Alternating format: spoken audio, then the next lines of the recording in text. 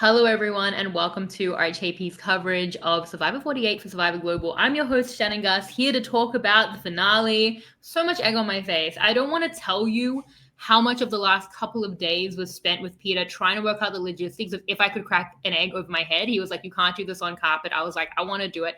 I deserve it. The proverbial egg is being cracked over my head because I thought Joe had it and he did not. Carl was right. I was wrong. And that's why he's has $1 million and I do not. So we're going to talk about it. And to talk about it, I have such a wonderful guest. We were talking a little bit before the podcast that this season, in many ways, is similar to his own. So a lot of, on island insights from this person. It is the great Jacques Berger. Jacques, thank you for being here. Hi, Shannon. Thank you so much. We can get on to the season. But before we talk about the egg on your face, there is something we should discuss, which kind of segues into the last discussion we had in our previous podcast. Now, I know it's not 2021 anymore, and most people have forgotten about Wordle, but you and I have the most bizarre Wordle experience run of events I've ever seen in my life. This was like supernatural. Like I said, I only believe in cat tarot cards and nothing else, but also the power of spiritual Wordle. So remind me what happened. So the last time we podcasted, you were saying how jealous you were that I had gotten Wordle in one, that I had gotten with my first starting word, cloud, right? Yes. Yeah. So, I mean, this is like there's a scene in Big Bang Theory where Sheldon tells, I don't know, is it Leonard no, he tells Penny, he says, her name is Penny, right? I don't know. Yes. Yeah. He says, this is what people who don't have an understanding of large numbers would call a coincidence. Now, there is a massive coincidence to like the whole run of event what we had. So yes, we were like at the end of our previous podcast. I was like, you had such a successful year because you got the Wordle right the first time, and this is bizarre because then you said you used the word cloud, and then you said you got it right, and you were so happy, and you woke up Peter in the middle of the night, whatever. Yeah. And then I said, and this because I went back and listened to this because I went back and listened to that part because it's so insane. Then I said I used to use the word horse, okay, but then I heard that sometime when I didn't play it, it actually got used, so I changed my name, but I didn't tell you what I changed it to. So I then scrambled horse to the word shore, but I didn't tell you at the time. I just said I didn't use horse anymore. I just used shore, and then we podcasted out on the Sunday, and then 3 days later. You send me kind of the Wordle, if you just get you share it, and it just gives you like the 3 green things. And I wake up and I make coffee and I say, oh, Shannon sent me this message, like you got Wordle right again, 5 green ones. I'm like, wow, that's really cool. And then I type in my word at the time, which is shore. No, it wasn't shore. And it was shore. It was SHORE. Was it grain? It was grain. I never did shore. No, it was definitely grain. Was it grain? Yeah, it was grain. Then I changed my word from short. Anyway. You had changed your... We have this conversation. You had changed your word. At some point, you were doing grain. Yeah, you never told me you were doing grain. I happened to also be doing grain. Yes. Now I remember right. Yeah. And then I didn't tell you what I changed it to. Yeah, that's right. And then you give me the 5 green things, and I give you the 5 green things back, and you go like, what, how, why? And it was... And we had this conversation, did we talk about it? You got Wordle right, and then 2 days later, we both got Wordle right with not deciding what our word was. I will now say my new Wordle word is now tribe, but it's not a great word. It sucks, but that's a terrible starting word, firstly. Secondly, so just to recap, we talked about getting Wordle in one. Within that same week, we both got Wordle in one with the same word without talking about the fact that we both happen to have the same word, which, again, however many starting words you can have is, I don't know the numbers. It's infinite. That's why I say, not really. Somebody who doesn't understand large numbers would say it's a coincidence, but it is a very highly unlikely coincidence. But yeah, so it happens so soon. Yeah. The odds that I would even get Wordle in one twice, I think is already really crazy in the space of 3 months. Yeah. Also, so the first story I told where we got it with Cloud, Peter was asleep because I'm so sad that Wordle is like the best part of my day. And sometimes Peter's asleep and at midnight I want to do it. So I did it and he was asleep and I woke him up and he was annoyed that he hadn't seen me get it in one. And he also had been woken up. Then when it was grain, also I did it. He wasn't asleep, but he wasn't looking at the screen. He was like divorced. I was like, Then now recently, my new word, now we're discussing it, is groan, Groan. I just went from grain to groan. And I did it as when he wasn't looking, and it was Grown. It was the other Oh, groan. But I saw my marriage flash before my eyes where I was like, if that W was an A, I think that's the end of us. And yet yeah, have I learned my lesson, or do I keep doing it when he's not looking? It's the second one. yeah. So if Peter and I ever split up, like that is the only reason. That's the only thing The that could reason is yeah. We have a very you strong foundation, but like we cannot take a third time of me getting Wordle in one without him looking. We just simply can't survive it. so your poor Wordle conduct could be the reason your marriage ends on the rocks. Yeah. Well, that W saved it. We got it in two, and I was like, phew, saved from myself. And he was like, "You are so lucky," and I was like, "But I will not learn." So yeah, crazy stuff. But I don't Yeah. think it's ever going to be grown though. I think should change it to something. I feel like I don't know. Maybe it will be grown. I feel like they already I did think grown with a W. They probably won't do it with an A now. yeah, I think I used now that I'm thinking back, I think I used brain and then I thought like what happened, then I changed it to grain. I think that's how I'm remembering it now instead of the whole sure thing. But anyway, now I'm using tribe. Just say one day you don't spoil it to me if you Yeah. times when you get it first. But, Okay, one more thing on this on our 7 minutes of Wordle when we have so much to talk about this finale. I also send yes. Marianne my Wordle score. We send each other every day, and then she sends me a rebus where I have to work out what yesterday's Wordle was that she just did. It's a really fun game. Actually, today I was like doing it with my friend. I'm like, "What flag is this?" And she's like, "What app are you using?" I'm like, "This is just my friend Marianne who sends me a rebus every day, an emoji rebus." But anyway, so the times that I got it in one, I say to her, I'm like, Marianne, do you know my starting word? Because I don't want to send it in one. I'll spoil Wordle for her. So I Yeah. did that once. I did it twice. The third time when it was grown, I was like, do you know my starting word? She was like, a third time? I was like, no, not in one, but pretty freaking close. Yeah. So Yeah. yeah, anyway. Wordle discussion over. Chapter Okay. 2. Survivor 48. I was, unlike Wordle, multiple times, very wrong. I want to discuss it. I will say for this finale, I had such high hopes because I think that the kind of question between like Joe and Kyle, and like at least that slow moving tension through the season, let alone like who will win. Joseph's big threat, but Kyle's undermining him in this like novel way. Is that going to work? That's like definitely the most interesting question of the finale. I felt the finale didn't tell that particularly well. In a final tribal council that was fairly muted, I think because Joe and Kyle are quite like humble guys and they weren't like, I thought Kyle had a lot of great points, but like neither were hitting it super hard, I felt. Yeah. And like the question of like, why is Joe here didn't even come up. If I was a juror, I would have been like, Joe, did you manipulate Kyle into bringing you here? Or like, Kyle, is this your agency? No one is talking about it. So I feel like the conversations we've had off the show about it are very interesting. I felt like this wasn't told well on the finale, kind of capping off an unfortunate run of like, especially like post-merge episodes that felt pretty flat for me. But I know that it might have been somewhat triggering to watch like a big, strong, dominant group march to the end for you. How did you feel about the season and how it ended up in this finale? I think the one thing that was, I think there's a couple of things I need to get my thoughts in a row.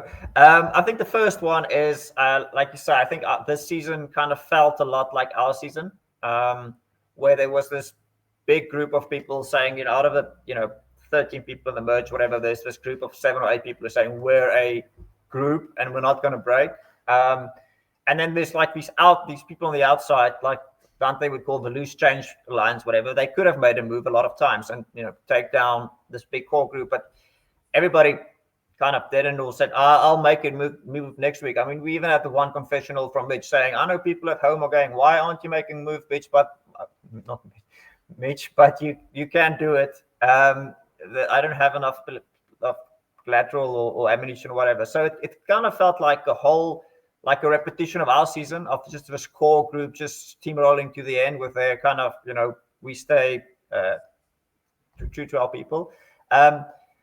So that was kind of frustrating to watch because I always say if you play Survivor, you should play to win and not play not to lose, which is a big difference. But I think obviously the difference is when our season, when this happened, like the spin out was kind of very negative, and the way it was handled wasn't always, very PC, whatever. Where on the other side, I think in this season it was quite good. People were very positive. They were very uplifting. So I think if they did the same, it was like the same movie, just a different genre. It wasn't a horror show. It was a feel good drama. Yeah, I think that if anything, people were too nice. It's interesting that they've been getting so much hate, which is awful, but mostly because the season was dull. Mostly, I think, due to like everyone being a little too congenial. Like, especially watching the X interviews, everyone seems like a lovely person, like a little Yeah, like too lovely, maybe. Like that's why it was yeah, like maybe so chill. Even this final tribal council, it's like I don't want to like sledge them, and I think it's so interesting because they would reference 46 a lot. And I felt like the season was a bit of a response to 46, and it's like it turned it on its head, like yeah, derogatory, because 46 was so interesting, but also toxic. And I feel like 46, they're like fighting with each other at Final Tribal Council, literally with the yeah, jury, compared to Hero, it's so congenial. And I feel like there's been, the comparisons made of how Maria like stabbed Charlie in the back, unlike any Jura ally I've really ever seen to that level, compared yeah, to look what Camilla does for Kyle. Also feel like Banu and Say are like interesting parallel outliers of these like pre-jury outliers. So I really like this idea that it's like flipping 46 completely on its head, and maybe it was a response to it. I mean, a few yeah, of the reasons I thought Joe would win. Firstly, I had just seen story beat strategy in the broadest of terms. And I felt like Joe had a much better story than Kenzie, whose story was basically I'm a salon owner, which is a great profession. yeah, And if anything, I thought actually also had more. I thought Joe had more like strategy, in that I thought felt like he'd constructed so much of the structure of the season. And then in terms of like Charlie v Kyle, I thought that like Kyle had a lot of like interesting behind the scenes strategy, which we'll talk about. But Charlie, I thought, had more like really clear, like active strategy that was very visible. yeah, So in terms of like strategy versus story, I felt like the gap was even smaller here, and strategy had lost out last time. So if like it was story was going to win, like Joe had more of it, whereas I feel like he had like more story and more strategy. Kenzie had just won having less strategy, and I thought less story than Joe, compared yeah, to like the big strategy of Charlie. So I really felt like strategy wouldn't win here, when there was like even less of that visibly from Kyle, if any of this is making sense. So yeah. yeah, I No, thought for as sure. well, like with Joe, that the big thing for me was that they kept saying in confessional that he was going to win. And I feel like it's a principle for me on Survivor that when jurors say like this person's going to win, even less likable people like Mike Holloway compared to Joe, Yeah, they will vote for them to be like, I was right. When I was threatening you, I meant that they were going to win. You should have taken the shot. And the other thing that I think you can really speak to is Kyle said in X interviews, he's like, I was that Trojan horse. People would come to me and I'd be like, not now. I feel like usually people hate that. Like we talk about the Monica Culpepper, you certainly had people that you were going to in that like Camilla role that you were in, the Mary role, being like, let's do something. And when that person says no, I feel like often you're more annoyed at that person than the person that they're enabling. Like they're the enablers, which is annoying. And Kyle yeah. was that, and he didn't suffer for it. So those are the principles I was kind of working against, some of which I think can be explained, some not. But like, yeah, how did you see it? Did you come in thinking Joe or Kyle were going to win in this like duality that they didn't even really present, but that certainly seemed to exist, I think? Coming into the finale, I actually thought Camilla was going to win because, we it's kind of a typical thing of a season. The first couple of episodes, we only saw was it the Vula tribe, like back to back to back to Yeah. back. I mean that happens if you have these seasons, if you get like in a rolling losing streak, and the same thing we saw with 46 with Banu and his tribe. So then you kind of don't get to see the other tribes as well. We only got to saw them like throughout the middle of the season, but when Kamala got like the spotlight shown on her, like kind of midway through the merge, and was like more and more a focus on her and her relationship with Carl. I thought she's gonna go the distance. Um, what I will say is just briefly on your reference of Charlie and Maria. I think the difference is, and I don't as soon as I see there's like a personal attack or a whatever on social media, like I just scroll through because I don't my personal life or on social media care about those things. But I did see that, kind of there was like a bit of animosity with Charlie and Maria afterwards about why she didn't vote for him and all Yes. those things and how it played out in the jury. I purposely didn't want to read it. But I think the difference is it was clear that, Kyle and Camilla had a good relationship and a working relationship as well. We'll talk about that in a minute. But I think when he sent her home and they were kind of open about it, like it's going to be you or me tonight. And then, she went home. I think she filled in that night, and I think she filled in the jury with like a lot of tea of like, guys, there's something you guys really don't understand about me and Carl. And I think she kind of told them the story first when they heard it at Ponderosa about how they're working together, all the good things Carl has been doing, etc. So I think kind of the last message they got I was like this, oh wow, we didn't realize that. And she was kind of, I think, really boosting him up. Well, I don't know if the same happened on 46. So I think that might have swayed that might have been the change of, yeah, it's going to be Joe, to like, hey, wait, Carl's been doing this all along. Are you serious? He's really been playing against, he wasn't, being one of Rob and Nicole's cronies. He wasn't one of Eva's and Joe's cronies all along. Like, no, guys, you have no idea. He was actually against them the whole time. And I think that made them go, oh, wow. So he was part of the resistance all along. Good on him. And then he got to the end. And then, so I think, I'm not saying that verbatim, that's how it played out, but I think that's what I would kind of add to fan fiction in my mind. The difference is, I think that's the discerning factors. That's interesting. And there's a few things. Firstly, it'd be funny if they're like, we should all be nice to each other. Look at how mean they were to the 40, like the fans were to the 46 cast, to Maria and stuff, for being like, not nice to each other. And now everyone's like, you're too nice. Like, fight. There's really no winning. Please don't play for the fans for that reason alone. But if that's what it is, if that's the difference of like, Joe is like broadly story and Carl is strategy. We've just seen story beat strategy, but this time we had the ally, instead of dooming the strategic guy and actually being the vote for him to win, going in, not just being the vote for the strategic guy to come over the top of story, but explaining it all. If that's what it is, if it comes down to a day 25 story from Camilla or anything at Final Tribal Council that gets him over the edge of Joe, I like Kyle's win quite a bit less. Like, I understand that at the very least, he's making the bet that is, Joe won't speak super well at Final Tribal Council. He's quite passive at Final Tribal Council. He's like way too humble. He won't be able to speak to a game. And I'm going to exploit the issues in his game to really give me that opportunity at Final Tribal Council. And I'll hopefully have Camilla on the jury and she'll tell it. I understand that those are all good bets to make, but if he needed it to like push him over Joe, I think it's a, more tricky bet, and I don't like it as much, because I think for a lot of what I'm doing of passing out Carl's game is intentionality. Is it, and what's the reason he's doing it? Is it, I really like Joe, I don't want to vote out Joe, because then Joe's doing a lot of that, right? Then Joe's like manipulating Kyle into keeping him around on his amazing social game. I mean, we hear that, like, as an example, Kyle's like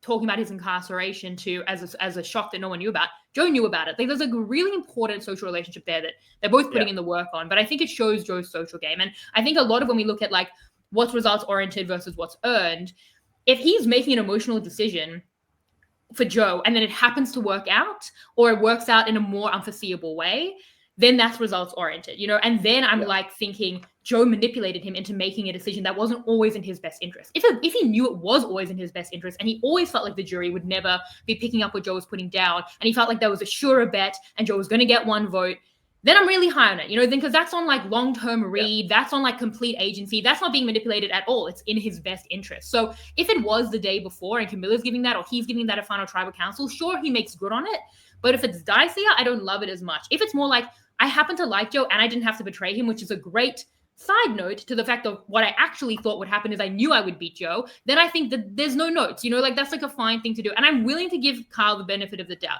because I have not to this point, and I have egg on my face because of that. I'm willing to be gracious. I'm hoping it's like 80% he really thought it was a strong bet and he lent into it, which we'll talk about, to extremes on undermining Joe, and 20% like he also liked Joe and he, as he said, like got to eat his cake and eat it, have his cake and eat it too, as much as we heard about cake in this finale. And sorry for how gross that joke was. So he got to do that. If it's like 50-50, I don't like it. If it's like, getting past 50% of him just wanting to work with Joe, because we do hear in X interviews, in confessionals, he's talking about he wants a moral out. He wants to keep his word. Like, he wants to beat the best. He said all of this in ways that are not, he's not manipulating anyone. He's saying it to me in confessional or in a next interview. Those are my questions, but I'm still willing to give him the benefit of the doubt that he thought this was best for his game. And to his credit, he was so correct. So I hope that was always the plan, and the plan like went off without a hitch long term. Yeah, it's interesting. And I think one other thing I also saw briefly on some of the socials was people was complaining about the edit kind of sometimes being a bit, I don't know if I speak much about the edit, but saying, there was some misdirection, which at times, and some things they didn't show us, which was quite prominent. Coming back, listening just to what Kyle said, which was quite interesting. But he said, I think he said something when he spoke to Rob about, 98% of the conversations he had with Camilla, that was what was actually shown on the TV. So they really only got, and that's just quite interesting because in Survivor, there's like so much conversation and just random razzmatazz happening. But the fact that he said like every single conversation he had with her was made the edit, that kind of just showed you how sporadically they did communicate, which is actually bizarre that they managed to pull it off. And then that he's actually said that he was a lot closer to Shaheen. So I mean, again, I know it's an edited story and we get an edited version, but I'm just wondering how much of this, your hot take, which didn't end up being a hot take, about Joey going to win, how much of that is you misreading the situation, or how much of it is that Survivor didn't give you all the info to make that decision or to understand kind of how it plays out in the end? Yes, I thought that the edit was making a Joe win more interesting last week, right? Every time I was like, but Carl's most confessionals, I'm like, because they're trying to hide how obvious this like Rob Bentley style win is from Joe. It's not that. I think Carl's win is very unique and interesting, and I think parts of it are really hard to communicate in actuality. I don't think that the edit is necessarily doing that. Like even like in X interviews now, he's like, I didn't feel like I could betray Joe. I felt like the jurors weren't going to vote for the fact that I had betrayed them. And then a lot of those jurors like do vote for him. So I can't say that the read on the jury is perfect. There are so many confusing things in the edit that might just be confusing. Like I need to understand kind of these murky things from a jury of how at the final 6, Mitch and Camilla are like, oh, they fed Joe, the big Fred Joe. I need to find out how at the final 5, Carl can call Joe in confessional his biggest threat, but then he and Camilla are rightly saying they're not worried about Joe and Eva. Like some of it's the conflicting information. I don't think that the jury votes are invalid. I think that this was very earned, very valid. I think Carl purposely did a lot of this. I just have questions around it. And I think that it was just actually quite difficult to communicate from an edit standpoint because it is a unique season that goes against, I think, some of the principles of the show. The other thing that I think is interesting is 50 rumors aside of like who might even be returning from this season. Yeah. The show was so wrapped up in Joe and Eva's story. Hearing on Know It Alls, Rob said that Joe and Eva, the day of the finale, were doing press about their relationship, and then they were going to be the 2 losing finalists. If I had known that, I would have been even higher on the fact that Joe was going to win. It was so tied up in this relationship, and I think from a story perspective, and I think that there's like a tonal dissonance with the winner and the kind of vibe of the season. I'd love to get your take. Like, I wonder if like does the Carl win over like a presumptive Joe win for me make the season better or worse? Because I feel like it is less cohesive and less in theme. And I still would say the defining moment of the season has to be Eva's moment in episode 5, where Joe goes across to her in that relationship. But now that doesn't define the win. So I think it's more confusing. I think it's less on theme, but I do think it's very interesting. So for me, I'm kind of like fine with it either way. But yeah, I don't think it goes to the theme. Like if Joe wins, it validates the like strength mentality, this like big, strong group. Like it speaks for itself. Carl does not validate that. And I think they found it really hard to tell that clear narrative, I think, maybe.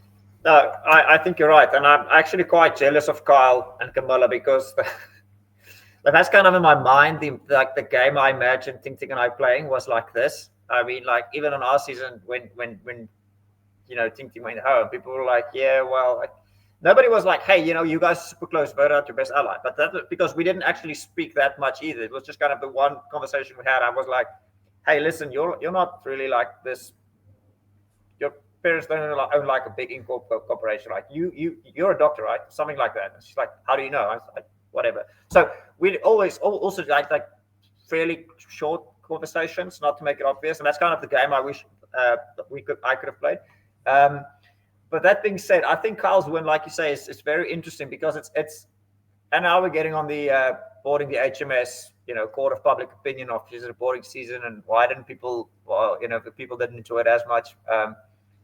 If people are like super negative, they're like, yeah, this season is it's not fun to watch. And if people are like, if it's all advantages and idols, they're like, yeah, the game should be more pure. And then there's no advantages, it's all relationships. They're like, oh, the game's so bland. So that's kind of what people always do. They'll find a reason to complain. But I think to answer your question, I think Kyle's win, I agree with you, it's a very unique win. And I think especially in the modern era, at least, I think it's kind of the first time where somebody got to the end and like, I was in the core group, but I also had a secret alliance that nobody knew about and got in the end in that way. I mean, they got all 3 of their people of the core alliance in the final tribal council, right? Which something you don't often see, especially in modern Survivor with kind of voting blocks and the fluid gameplay. So the fact that the one time they actually did manage to build a bus and drive the bus to the end, and then got one of the people on the bus to win the game, I think it's quite unique. from a winner's perspective. And I think Kyle did exactly the right thing, and I think he understood the perception of Eva and Joe, and that the two of them being seen as a duo, could potentially split votes. I mean, he can maybe win with plurality. So yeah, I want to talk about splitting votes. Yeah, okay, firstly, there's a lot to say. On splitting votes, because this is something Camilla brings up about whether she and Carl will split votes. I think this is a fallacy. Now, I thought a lot of things were a fallacy this time last week that were proven wrong, but I do think that this situation is quite unique. But I do think on splitting votes, I think it's unlikely to be the reason someone who was going to win loses. We were worried about this happening in Survivor New Zealand. We thought they were basically Tess was going to definitely get 3 votes out of 7. And we worried that Lisa and Dave would get 2-2 of an alliance of like kind of 4 who tended to more like Lisa and Dave. But if they split it, it was going to be a 3-2-2. She was never getting more than her 3 allies, but we were like, it could definitely be 3-2-2. And then no, they all just voted 4-3. They weren't going to like screw it up that badly. And I think that like people will mostly get on the same page. Lisa's my horse in the next season, by the way. Just so I think you even know. your grain in the next season. My tribe. Yeah, your tribe. I'm tribe Lisa in the next season of Survivor Australia, by the way, just so you know. I thought it was really interesting. I've actually been thinking a bit about that vote. It was like kind of like ranked voting. It was like Tess had like 3 votes, and like Lisa and Dave probably had 2 votes each, but then like in ranked voting, like 4 people had Tess third, so it ended up being like this 4-3 where they like combined their votes because they like, we're not going to screw that up. And I want to say that it was so rare that even in this season that all 3 of the finalists got a vote. Yeah, and I do think when was the last time this happened? I saw something. Last time this happened was like 37 or something. 35, I think. Yeah. 35, yeah, that's crazy. So, I mean, firstly, Mary voting wrong is amazing. Cedric voting alone, very funny. All of this is perfect, but from a narrative perspective. But yeah, I think that even then, like they're splitting minority votes, and even that I think is an anomaly in a very strange season that like mostly relies on Cedric doing something weird, which we can kind of bank on. Even like there was one plurality vote win in Survivor South Africa Champions, and I was looking at that today, and even I don't think that that's like what like stopped Bookleaf, who had 3 votes. It was a 5-3-2. I don't think that's what stopped her from getting the win. If anything, it probably could have been like 7-3, but instead it was 5-2-3. Like I don't think I will be wrong in the future. It's very unlikely that a front runner will lose because they split votes and someone will come over the top. It's rare enough to get 3 votes across the board. I think more of the issue is that for Camilla and Kyle, they were each other's like outright threat. That like the jury would largely choose like Kyle over Camilla or Camilla over Kyle, that like they had the same votes up for grabs, not to split them, but just to be chosen on like that's our horse or our grain in the race. So like a Chrissy vote, a lot of the Siva votes, I think Kyle probably had David, but like Mitch or Chrissy, or even like Shaheen, who seemed to kind of see what both of them were doing. Yeah, I think that splitting votes is something of an anomaly. But yeah, I mean, it was interesting that they don't want to sit next to each other. And I think as well, this is something that made me higher on Kyle's win than I thought it would be. Because something that I had as an issue with Kyle's win was, okay, even if he can beat Joe at the end, why would you give Joe so much agency where he seems to be really good at fire? He made that bonfire in the pre-merge, and he's maybe going to win a challenge, and then you're going to be up against Camilla against fire. Now that I know Camilla was bad at fire, Kyle backed himself at fire, and he didn't want to sit next to Camilla. I'm like, oh, that's a perfect situation. So it kind of made for a pretty easy season where apparently it was just about sitting next to Joe and Eva. How much they knew that, debatable. That's the question. If they knew that, and everyone's just trying to do that, it's just about leapfrogging all the other people to sit next to Joe and Eva, get to a final 4, an easy out that this season and the new era affords them. And that's clear from like 8, and then just like do that. And if you can rely on yourself at fire, which someone like Kyle can, like that's the game. So I'm not mad at him ceding agency or not having a final 4 locked up or anything like that, because I feel like he's in with a good majority and he's gotten himself to like the perfect position where he seems to know that's going to go well. And I also think that I was so wrong on the jury that I'm especially willing to credit his read, because it's not just that he beat Joe. It's like Eva getting more votes than Joe, the jury being so high on Camilla I didn't see coming. So he was reading that they were happy to like vote for this outsider mentality compared to like the strength. And he was going to be that. And like all the credit to him for that, because I was completely misreading this jury compared to what he clearly was. I mean, Shannon, you have rights. You can have an opinion. That's fine. And if your opinion's wrong, I can be blatantly wrong. I can spend an entire Thursday watching the finale and then being like, what am I doing? Why am I even podcasting? Why does anyone listen to me? And then just like go through the motions and then work it out over a weekend. That's what I really love. Yeah. That's what I really love now being back to back in the finale, because nobody can say, "Oh, you were wrong," because it's the best spot to be. It's absolutely. Yeah, you thought Joe was gonna win, right? You thought Camilla was gonna win. You were more right than me, though. I can just go next time. I'm just gonna come and say I knew Kyle was gonna win from episode 1. I knew it all along. Can I say on my husband who might divorce me over Wordle? Firstly, I was choosing between Thomas and Kyle as my winner pick. Damn you, Thomas, for being so damn charismatic. Secondly, I was listening to Kyle's preseason interview like in the car at 1.8 times. Peter got in the car at like for a couple of minutes of it. He's like, "This guy's gonna win." I have to credit my husband. He was like, I'm like, "Yeah, I might make him my winner pick." Peter was like, "Do it." Did I? No, but I do not learn, Jacques. I'm Shannon, who won the know-it-all draft? The draft with all of us, it was Puya, but I've been out of it for so long. Clearly my read on the season was nowhere to be found because I've been out of the draft for 2 months. Yeah, so it just shows. Sorry, you were saying. No, I was I forgot what I was gonna say now.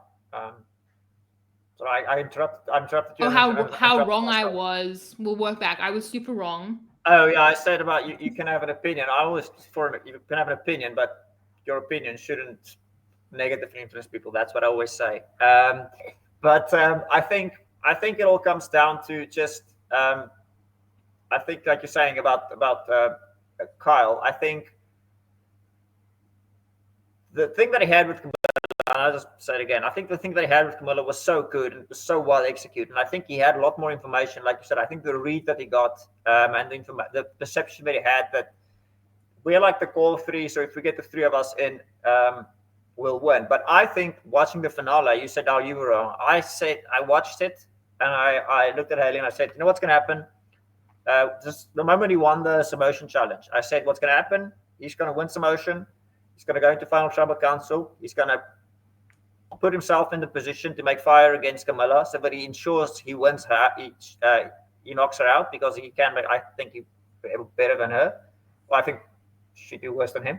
And then he's going to send her out, say, "I'm really sorry, but we had to do it," and that's how he's going to win. So I was also wrong, kind of just my read on the finale as well, about how we did, because I think that would have been also kind of. But then people say, "Oh, it's the Fire Maker Challenge because he won the fire, that's why he won the season." But I think that would also have been kind of a good way to say, similar to what Tony did, like, you and I are a duo, Sarah. Unfortunately, I have to take you out for me to get to the end. Not that he put himself in that position, but kind of saying, I need to be the one to beat you so that I can win the season. I thought that was what's going to happen. Yeah. Well, that's again what the edit is saying. This is what I'm saying with the confusing edit is like, and again, I've said this before, you can't take anything from faces jurors or players make at Final Tribal Council where like it could be edited in at any time. The show was communicating shock to us when he says he's taking Joe. Why? If Joe is a goat, why is that confusing and shocking, show? Anyway, it's fine. Yeah. But that was the kind of thing where I was like, oh, it looks like now the question's gonna be, why did you take Joe? And he can say, oh, because I thought I could beat Joe. I'm like happy. I'm not threatened by him. And then Joe will be like, no, it's because of our relationship. And I thought that was going to be a back and forth that was not addressed at Final Tribal Council. But yeah, I mean, I thought that taking Joe through was such an embodiment of his entire strategy, which was to undermine Joe, which was so novel, something I had, again, wrongly, stupidly undermined myself. You know, last week when he does that on Shaheen, I'm like, it's not enough. Like, I need a big move. Like, I feel like Occam's razor, like, you take out the big threat. Like, that's how many winners, especially in the new era, have won. And he's like, no. Is that what Occam's razor means? If you do it in science, you take out the biggest threat. Is that the new definition? Yeah, because it's so simple. That's like this it's the easiest, simplest, like, that's what you do. You take out the big threat. And he was like, no, I'm going to read this. I'm going to exploit it. I'm going to bank on myself at Final Tribal Council, and all the credit to him that completely works. I think other people in the future are going to get Kyled. I think we're going to say that person got Kyled. I think people are going to try to have their cake and eat it too. They're going to be like, I don't need to take out the biggest threat. Look at Kyle. I can sit with them at the end and undermine them. I'll make little moves behind the scenes, and they're going to lose, because most of the time that will not work. We just saw on Australian Survivor, we saw a very similar thing that was like, I use the shields. Like, I don't want to spoil too much because you haven't seen it, but like, the person who came second was like, I use the shields. And then the jury were like, no, because you didn't drop the shield. You are against someone who will beat you because they are inherently more threatening, because they are ahead of you. And for Kyle, that wasn't true. But other people, I think, will be like, I can sit next to him or someone or her and talk about how I'm bigger than them. And that is not going to work. I think a lot of people are going to fail because I think that it requires a very specific cast, a very specific culture, and an incredible read of a very difficult jury that at least I find really, really tricky. So the interesting thing about this is we've been talking about the entire season. Should Kyle make a move? At 8, should he make a move? At 7, he had a shot at Joe. Should he have done it? At 6, we didn't even talk about it in the podcast last week, and thank God for that. But like people were saying, should they 3, 2, 1 Eva out of the game? You know, at that point where they can do that. At 5, I was like, why aren't they taking out Joe? That was never the issue for Joe. I mean, for Kyle. For Joe as well, he never, because as well, they were like, well, then Joe and Eva should be voting for Mitch with Shaheen in case they're getting 3, 2, 1. They could always mutually trust this mutual incentive with two people, Joe and Eva, who thought that they were going to win and would always want to go to the end with Kyle. It was such a mutually beneficial situation. There was no need to take the shot. There was no need to read the shot. However, the question becomes, what did Joe and Eva need to do? Ironically, they needed to take a shot at Kyle. How do you see this for Joe? How does Joe win this game? Is there a shot he needs to take, or does he just need to speak to it better at Final Tribal Council for you? Yo, that's a difficult question. A very good one. What should Joe have done to win? I think it's not what Joe should have won. I think it's interesting because the move they made at 6, the taking out Shaheen, that landed Kyle and Camilla again. Like from Kyle's words, like that conversation they had, that's what we saw, right?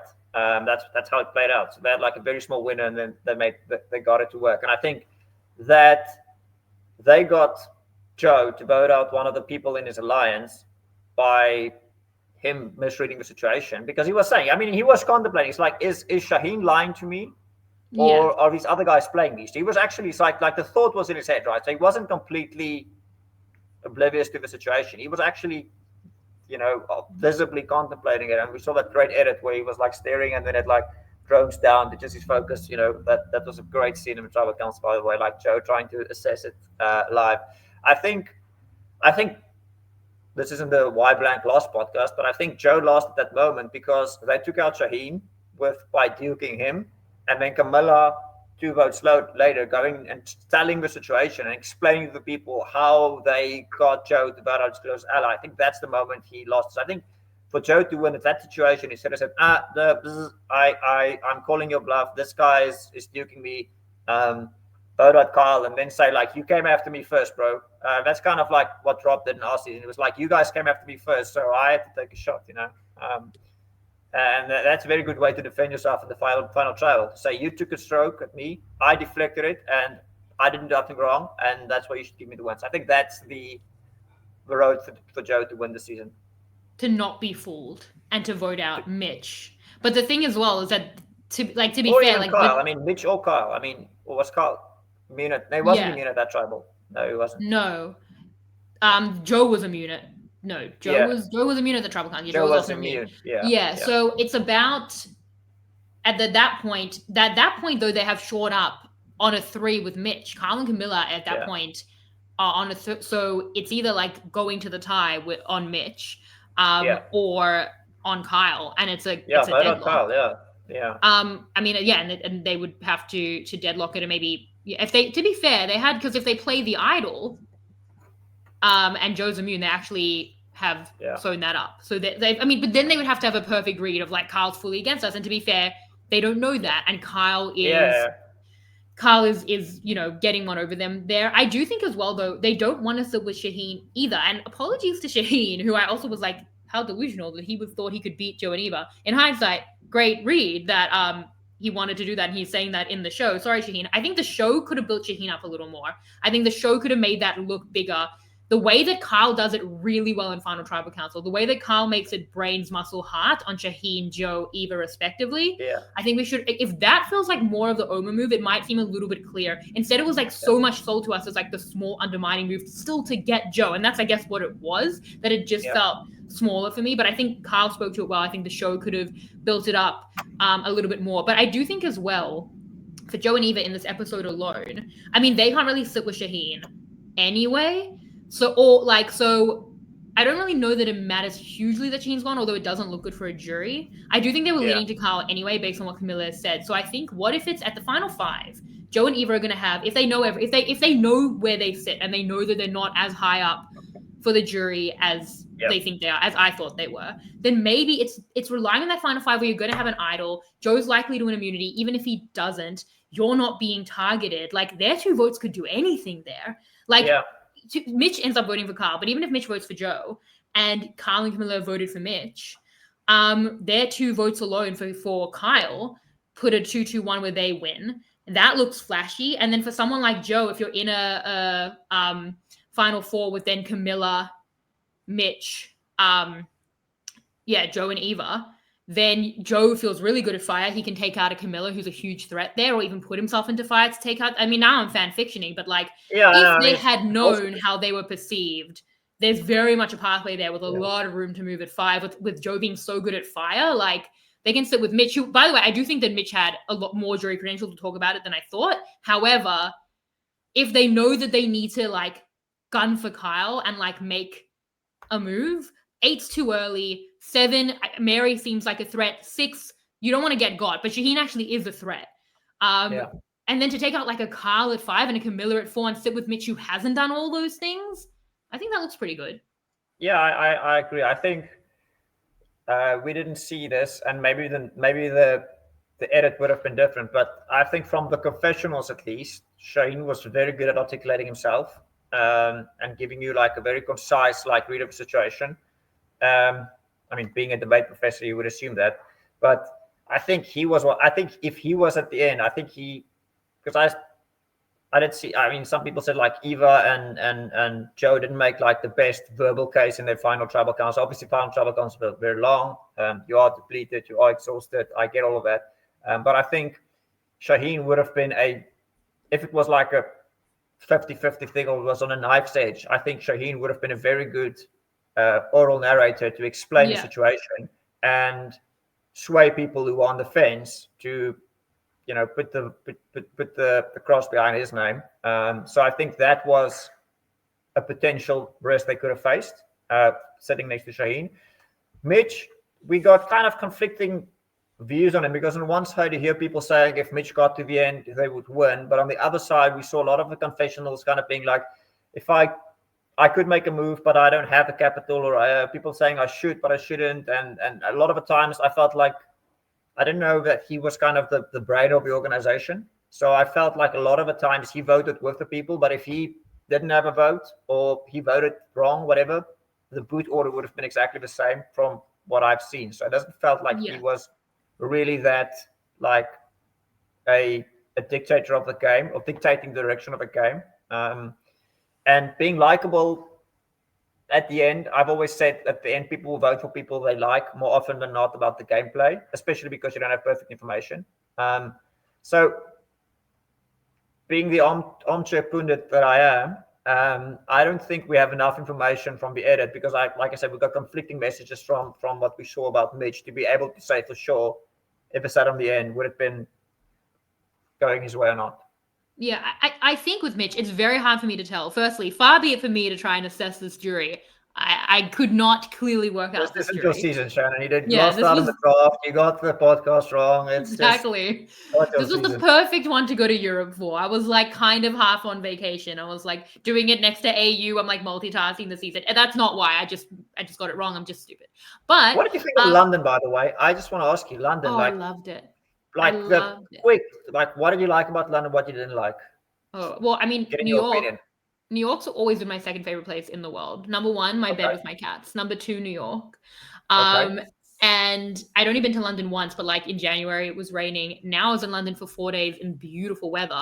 And I was like, oh my God, London with beautiful weather is kind of just like New York without that weird smell. No offense to the New Yorkers, but it's true. It's just unavoidable. So I loved it. It has all the things I love. It has my a mutual friend that we have, one of my closest friends who I went to visit. It has Kieran as well. It used to have you, and so unfortunate that you weren't there.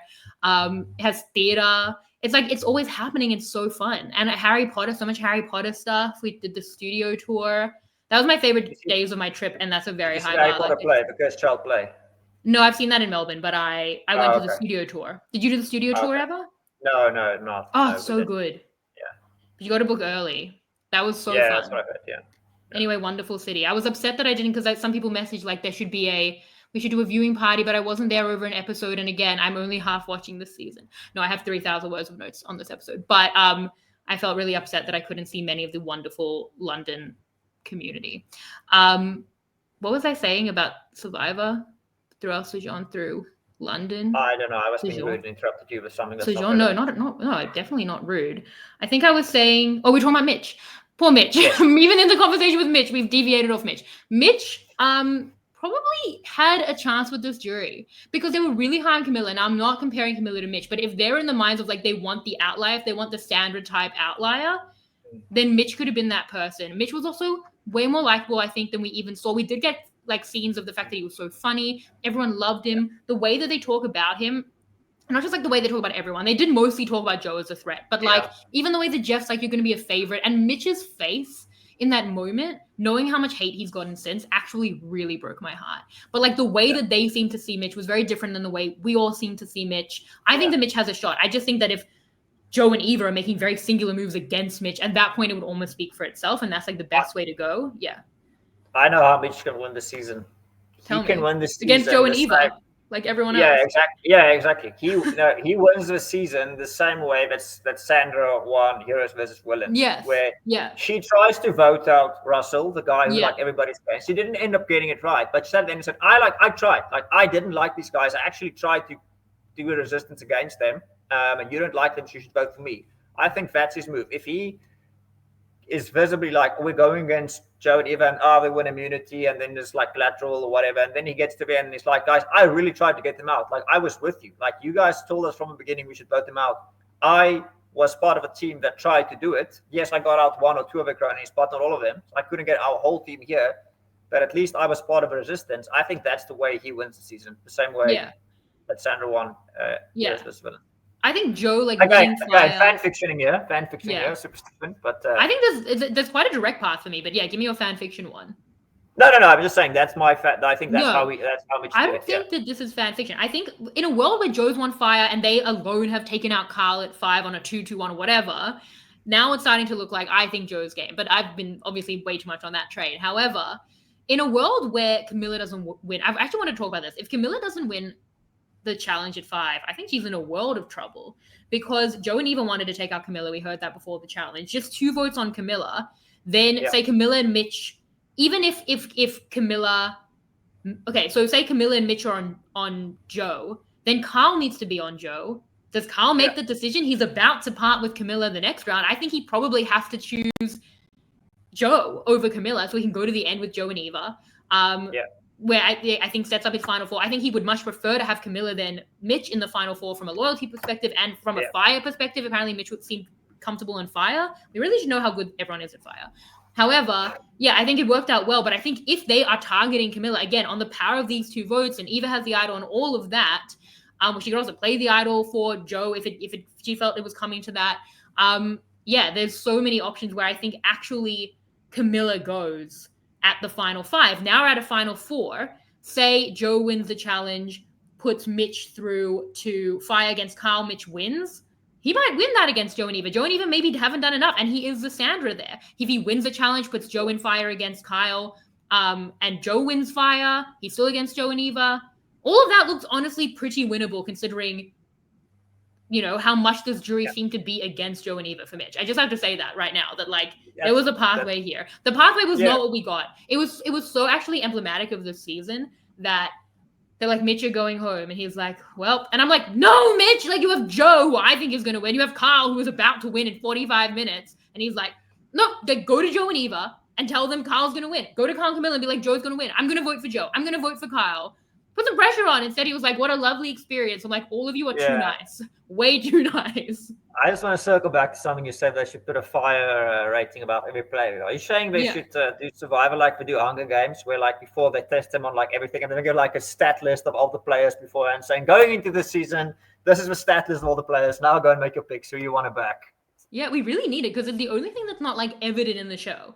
Like we know how well people might do in a challenge because we see them play challenges. We know how well they are socially maybe the edit obscures it, or like strategically we Yeah. see it, but we don't know how good they are at fire, and that's such an important thing. Knowing that Kyle feels better about fire than Yeah, Camilla means that this was a much better path for Kyle than Camilla. But we don't know how everyone feels about fire until the very end, when they're like, or unless they make a bonfire in the pre-merge, but like the very end when they're like, yeah, I feel good about fire or not. And I feel like we need to know about that.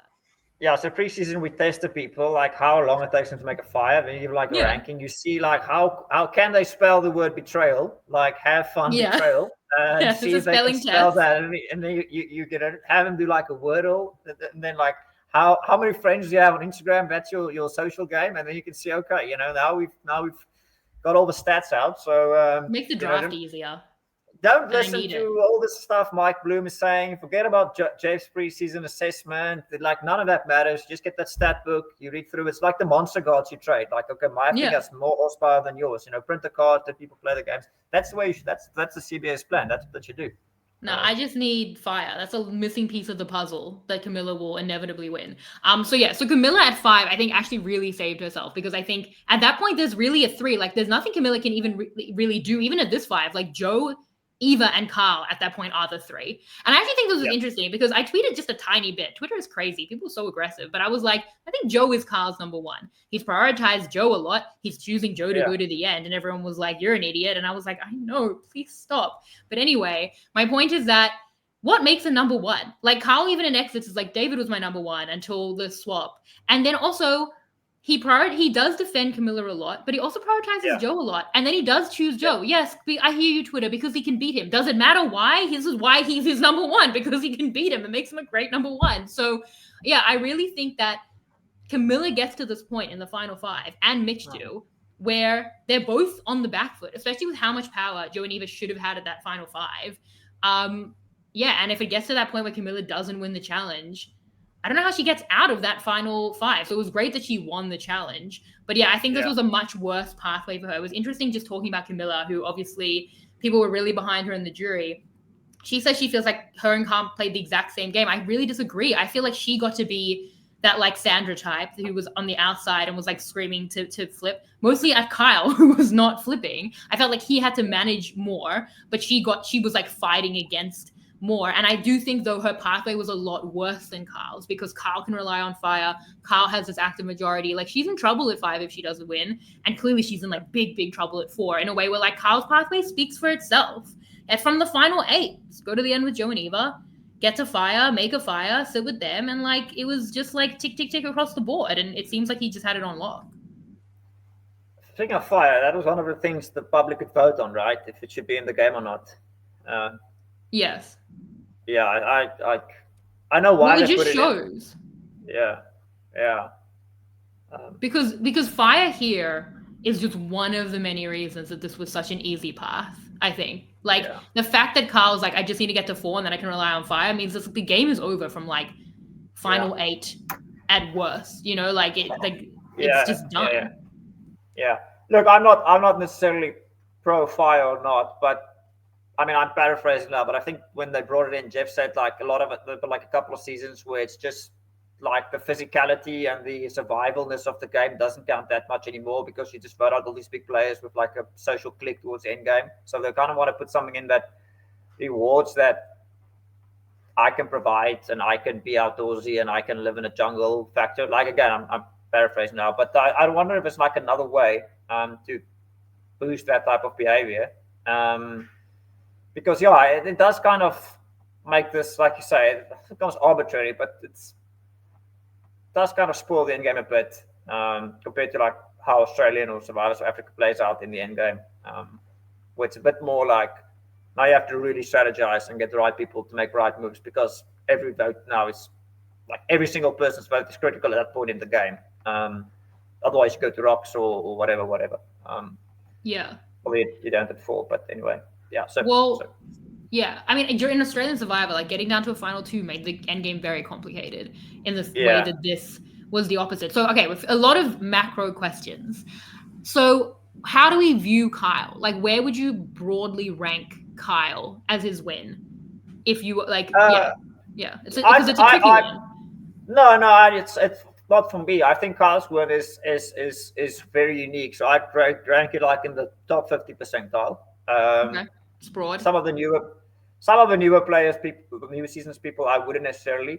But I think Carl's game I would.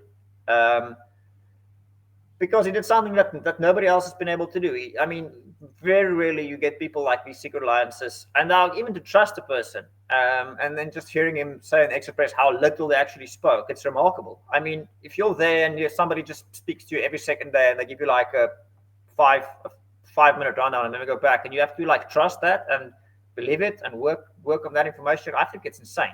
I'll bring you back to my macro question at the end. I can ask you now. I think Survivor. I know they. This is a beating a dead horse, but like the new season format has been so like copy paste, change the font, Yes. and then print it out. It's actually like I don't want to get too negative about it, but I'm like so over like the mundane. I like how all the last 10 seasons have just blurred into one. Like it's so difficult for me to like discern which one was which. But I think, and I know why they don't do themes, because they say like you get to like 17 out of a 20. Now you get to 3 people and shoehorn them into either David or Goliath or whatever. But here's my thing. Survivor needs a season, and there's spoken about a lot. Survivor duos. So very similar to like you have like Blood vs. Water, like 2 people on each tribe, and they kind of like have this connecting wire that connects them. Bring in a season Survivor duos. Get the 10 best duos. Bring Sandra and Tony. Bring Wendell and Dominic. Bring Maria and Charlie. Well, that feels unfair. Bring How much in. of the I mean, duo okay, they that already one's a got. better. Yeah. Bring in Kamala and Carl. Bring these people who are like super good duos, like who really operate well. And then if you like really want to spice it up, say we're splitting the prize pool. Like if one of the duos gets to the end, like each get 500,000, something like that. Just Oh wow, that's a different yeah. game though. Just like that would be such a fun season, because it's like something like Blood vs. Water, but not really, because it's like people who have Well, it played is if together. they're both So there's getting like money. another layer. Yeah. I mean, you have to get one of the duos to the end. That's like all it takes. I'm just. You'd hate to be Charlie teamed up with Maria, and you'd hate to be Maria who got a drive-by on national television, calling her an old woman. See, they had 46 on the brain. They were like doing the opposite. Yeah. I do agree. Like, there's like a macro theme here of like duos. I think it'll be a fun season. I mean, and if it fails, it fails. But I mean, it's not going to be worse than seeing the same thing over and over and over for 9 seasons in a row. there is a middle ground though of like not doing like a completely different format and just like having any theme without the new era format. And you said you don't want to be negative. I'm going to be negative when we rank these seasons because I do think this was the worst new era season. I'll be definitely kinder to Kyle on Kyle's win. Very, very hard win to rank and assess because it is so unique. Again, if he's reading correctly, and I'm giving him the benefit of the doubt that he got this during a way that I simply did not, if he's reading that early, no notes, you know, he does kind of everything perfectly. And the interesting thing about it as well is for me, the moves and like the moves are less important in the season for me than like the big macro structure, because the moves, to be fair, the Thomas move that he got over on Joe and Shaheen, tick, tick, tick, that was 2 months ago for us. More, that was, you know, a couple of weeks ago for them. So that one is fair. And I also think a lot of people are like, oh, Kyle's not a good winner because he needed an idle pre-merge. He was swap screwed and that move was incredible. I don't know what anyone is talking about with that. But the Thomas move, like tick, tick, tick. Yeah. The David move, I kind of feel like Joe and David had their own issues. But sure. And the Shaheen move, the fact that he was using it to undermine Joe.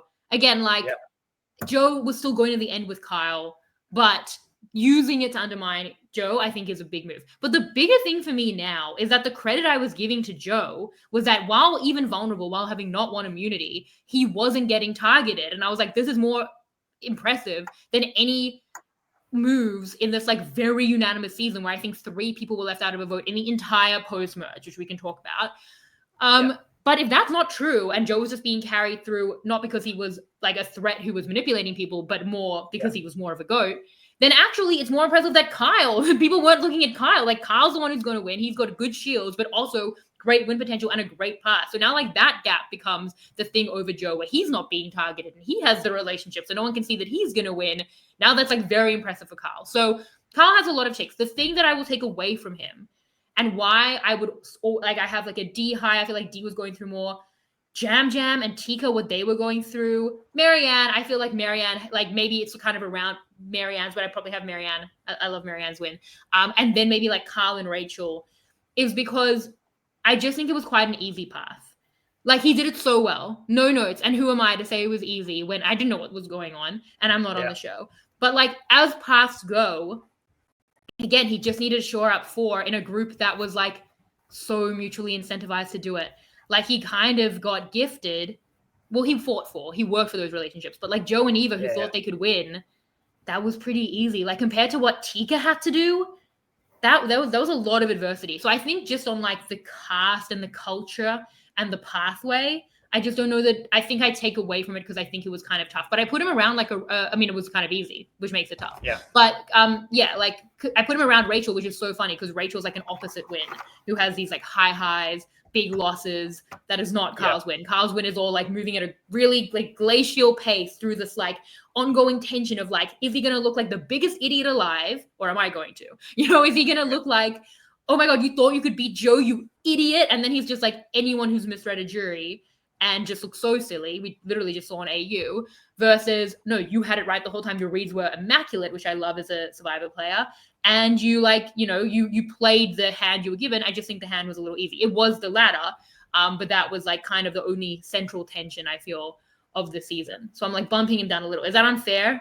Are you like enraged as a Survivor player that I'm saying that as someone? I'm like, this is a little easy for me. I say from my couch as I like eat my popcorn. No, I mean, I think that's I mean, it's again similar to our season where people say like the season sucked, but the winner was good. You know, it's very kind of again on the same vein. I think the kumbayaness that you were mentioning, I think had Sai and Thomas and potentially somebody. I mean, they voted out Charity saying she was a bit of a schemer. They don't trust her. There's like a lot more under the surface. You know, had those 3 got into the merge, into the end game instead of, I just choose random people, Mitch, David, and Cedric, whatever. I think the game would have been a lot more chaotic, would have been a lot more scheming, a lot more, you know, strategic gameplay. Not that forming a good social structure and getting to the end isn't a method. I just think like when your production, you get these people, you don't know who's going to be the first. You got favorite people can be the first 5 out. You know, with people you think will provide the best entertainment. So I think we were kind of robbed of that this season with just all the Kumbaya guys getting to the end, and that's just luck of a draw. You have no control over that as a production team. But again, I'm not advocating for either one of these scores. I'm just saying because I've been there, I've seen it play out. If there's too much advantages, people will be complaining. Oh, it's just a luck of a draw. It's a short game format, and there's too many advantages. Anybody can win the game now. And like last season, I think was it last season where nobody played the idol, and then like 4 people home and home with idols in the pockets, or 5. That was 46. Was the one before. Yeah. 46. Yeah, like 4 or 5 people went going home with idols in the pockets. Yeah. Then you're like, 5. Well, again, what should we do as production when we give these guys the tools and nobody uses it? That was amazing TV. I love that. That was phenomenal. That was one of the best runs I think in the whole new era. Yeah, I mean that's the one I feel like. Anyway, that's neither here nor there.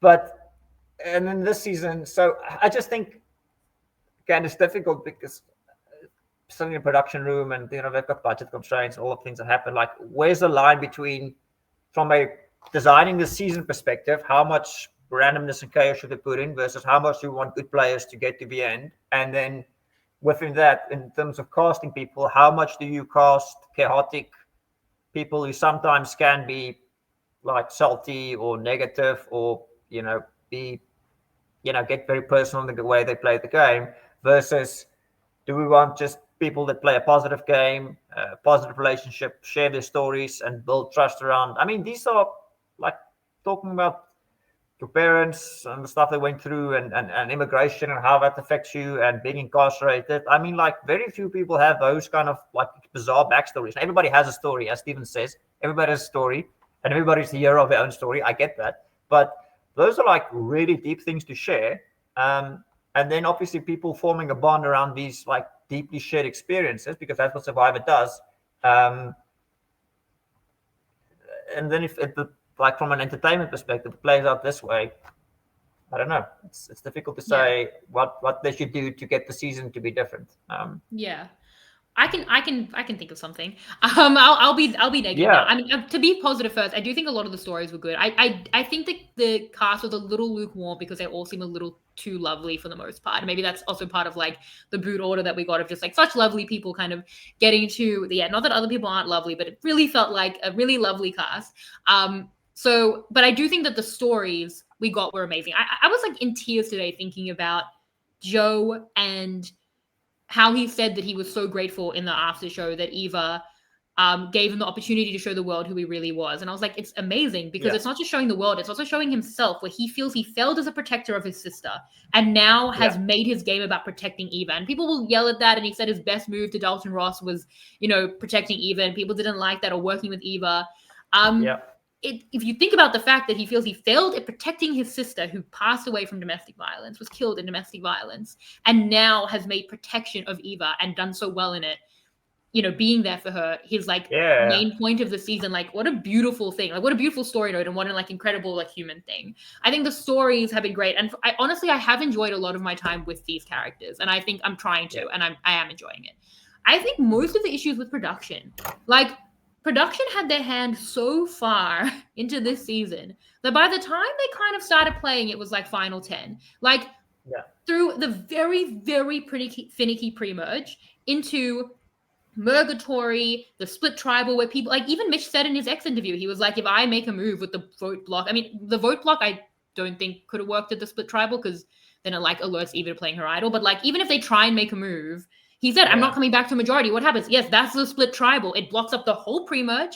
I mean, sorry, the pre-merge is very blocked up. Then it yeah, blocks up the whole early merge. By the time they had like a day to like think about a freaking full vote, it was the final 10, and the game was there wasn't a majority that pretty much maintained through to the end. I think that yeah, production in the new era in general is too extreme, and this season, like sometimes like the cast get around it. I think 42 is a great example of that, where like production's all up in it, but 42 just mhm, happened to get around it, and like do or die doesn't hit, and like every single thing. This time, unfortunately, the season kept falling to production, and it's yeah, unfortunate when the best thing that can happen for production is the season circumvents it, and that did not happen here. This is what we got, by the way. I was like looking at the math of this. It's actually crazy. The pre-merge, your mileage may vary on the pre-merge, but the pre-merge with these like finicky plurality votes, pretty much every vote except the first one is technically a plurality. Even the second vote, which isn't, was meant to be a plurality vote, and Say just like did her own thing. So that's crazy, but you might not enjoy that because it's so production based. It's so yeah, produced. It broke my brain. Certainly, it was like interesting to try work out the rules, but it was like, is anyone enjoying this? Like, it genuinely gave me a headache. And by the by, I have now caught up with my brother. I'm back on the train of we don't need to make it because in the pre-merge, because it screwed me up so badly, I was saying maybe we go back to the rules where like the targets don't revote. No, everyone can revote. Everyone goes to the voting booth. I think that actually does solve it. And that was always what I thought, but it broke my brain. That's the pre-merge. Then we get to a post-merge. That's the opposite. It's so produced, yeah, especially at the beginning, and I think with the cast, but like who will lean into it, that now no one has any room to move. Now it was so unanimous that 3 people in the entire post merge weren't in on the votes. That's how unanimous it was. I think Mitch at the charity vote, and then Star and Mary at the David vote, and that's it. yeah, Other than splits, everyone's in on every vote. It's like the opposite, and neither are good. You know what? So I think that, and I think yeah, a lot of that is on production, and that's why this was the worst New Year's season for me. I feel like 43 has like the Jesse Cody moment. I think Tika were doing more interesting things here, and those are like my least 2 favorite seasons other than this. Like I think this is by far the worst. It was a drag, and I say that as someone who was like binging it after a Euro trip, the best possible way to view it. And even then, I really yeah, think like even the best things about it, like an interesting pre-merge. I love the Kyle Camilla vote on Thomas, all of that, but even then, so much of it was like, what are the rules? What do I believe? And like, is that even fun? And that was like the highest of bars, I feel. okay. I agree. Can I do a short monologue? Please. Not to be negative, just to make a point. Okay. Also, the theme of the podcast, by the way, Survivor Global. Can I do a short monologue? Love it. You have the floor. Yes. Okay. Thank you. I am now. Yes. I'm now going to start my monologue. I'll quit. I'll play our podcast. Here we go. Okay. So one thing that Jeff is constantly saying in like both in the season and on his podcast and in the extra press and whatever stuff we do is like, it's survival. Always expect the unexpected. Okay. Now we've had 8 seasons and there are some deviations, but I'm going to say something and you get in your mind, just think what I'm going to say next and tell me how many of the things I said I was going to say you like got up. Okay. The season starts with 3 tribes of 6 every single time. Then they do a first challenge. And after that first challenge, the winner tribe get a flint. And then the second 2 tribes have to do something else to get it to win their flint back. Then we go into a sweat versus savage challenge where people get split out from the tribe and they go on their own way. And then they do their thing. And then one tribe comes back with a flint, the other one doesn't. Okay, now one tribe is on the back foot. Then from there, we are going to do a challenge, and then we're going to do a journey. And all the day before, 3 people are going to go on a journey. They're going to take them out of a tribe. They're going to put them back again. We're going to have 3 votes. Then we're going to be at 15. When we're at 15, we're going to split into 3 tribes of 5. Then we've got 15 people left. In that, we're going to do one more journey again from a challenge. We then go from those 15 tribes, we vote them down to either 13 or 12. Then we go into something which is called pre-merge, but not the merge. You win it to earn it. I don't know what you call it. Then you split into 2 tribes of 6 or 2 teams of 6. You do that challenge. You end with one team, half of them being immune or not, half of them being immune. You go to a tribal council, you vote out somebody, that person may or may not make the jury. Then you say, now we have made the merge. And from there, you, at now 12 people, you do a split them into 2 tribes of 6. And then you say you've got 2 tribes. It's going to be 2 different teams. You're going to have a reward where there's an endurance challenge. The team who wins it, they will go first or they will go second. So they've got information. You've got your 2 tribes of 6 and 6. Then you go into 10. And from there, it's just 2 tribals. Then there's a rice negotiation. Then there's going to be a whole, Jeff's going to be like, are we going to have rice or no? Then you're going to get down 5 is, or 6 is the last time you can, or 5 is the last time you can play an idle. 4 is fire making. Then you get into the final 3. Now, that has been, with a couple of small detours, pretty much the format for 8 seasons in a row. And I forgot to say that in the beginning, every single idol is a beware advantage where you have to do some gimmicky goose chase, do this, do that, and then come back and then either lose your vote or not. Now, as a player, I'm just going to go back, always expect the unexpected. What is unexpected about those 9 seasons being exactly the same format? Yeah. Oh, and cast super fans who know all this, obviously, and have done the research and who know what rocks are. I've done some of the puzzles, bringing some of the puzzles that they say, I know how to do this puzzle. Boom, boom, boom. Yeah, reuse the puzzles. Oh, 100%. I know it's been a bit of a monologue, but it was a purposeful monologue. You just explain are we now still expecting the unexpected from players? I don't think so. Yeah. Not 8 seasons in a row. Yeah, I've always said the Murgatory into the split tribal blocks up both of those votes. So split tribal is blocking up both of those votes. They know it's going into a split tribal. We have to be so conservative to have mass numbers. And then they have to have mass numbers coming back and they're in these split tribes. And that happens every time. And it's like, I think underratedly constricting. Also, and Teresa spoke about this when we spoke earlier in the season, splitting them up on this massively long challenge, and then one goes for a reward and one goes for a journey, and they're all split up and they have an hour to talk about it. I said this, I tweeted this when I was away, actually, in the David vote. It was like the first off day they'd had in ages. And they actually did something. I'm like, give them a second to do it. The one caveat in your monologue that I would say is they don't always swap. But even that is telegraphed, because if you are watching, you can pick up the signs. They'll swap if like a disaster tribe is losing too many members and they don't want to go down to that level. When Vula was losing, that triggered the swap that happened as well on 45. So if no other tribe has lost members, they will start, shaking it up, or has lost members through like Medivac or a quit or whatever. So even that is tellable. And this is the thing, is that, the new era is not a good format to do for 1 season, but they've done it for 8. It's much, much longer than any other format stretch they've ever had. And it's so bad. And even if it was good, I don't know that I'd be like, do something 8 times. What will probably be 9, 10, God forbid, however many in a row. What you want to do as a production team, and again, I mean, you want to have you want a person to test them like on different things. You want like physical challenges, you want mental challenges, you want endurance, you want stamina, you want to play a couple of games, you want to do some fun things like you want to mix it up. And to say, and obviously survivors, there's obviously everybody knows that there's a bit of luck involved to get the event, okay, whatever. But Jeff's whole thing about putting people in tribes of 6 is to say there's nowhere to hide, which I agree. Like having some like times where they're saying there's nowhere to hide is a good strategy from a production perspective, right? But if you have a person start in a tribe of 6, vote, then vote from a tribe of 5, then before you do the big merge, you vote in a block of 5 again. You've tested the nowhere to hide ability 4 times. Where if you want to start with 2 tribes of 10, okay, then you've got like big tribes, lots of things happening, and then at 12 or 10 you say we're now going to do a double vote where you have like a small number of people to work with. Perfect. Or start with 3 tribes of 6, nowhere to hide for those initial things, and then you get to the merge of 13 or 12, have normal votes, then you operate within a big group.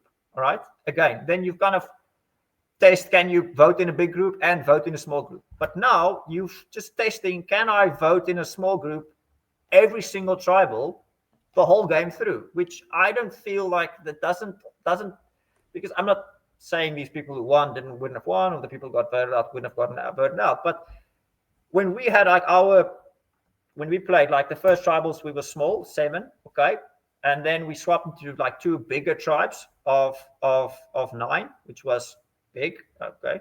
And then at our merge vote, there was 13 people. You know how chaotic it is to think what 13 people are doing. So I felt like as a person, I had to play in a medium tribe, in a big tribe, and in a small tribe, and in a big merge, and in a small merge. So there was variation on what you should do in every kind of tribal, where now, and then to just reaffirm it, you give the person, put them in the position where they sometimes have to lose their vote, they can't not play or whatever.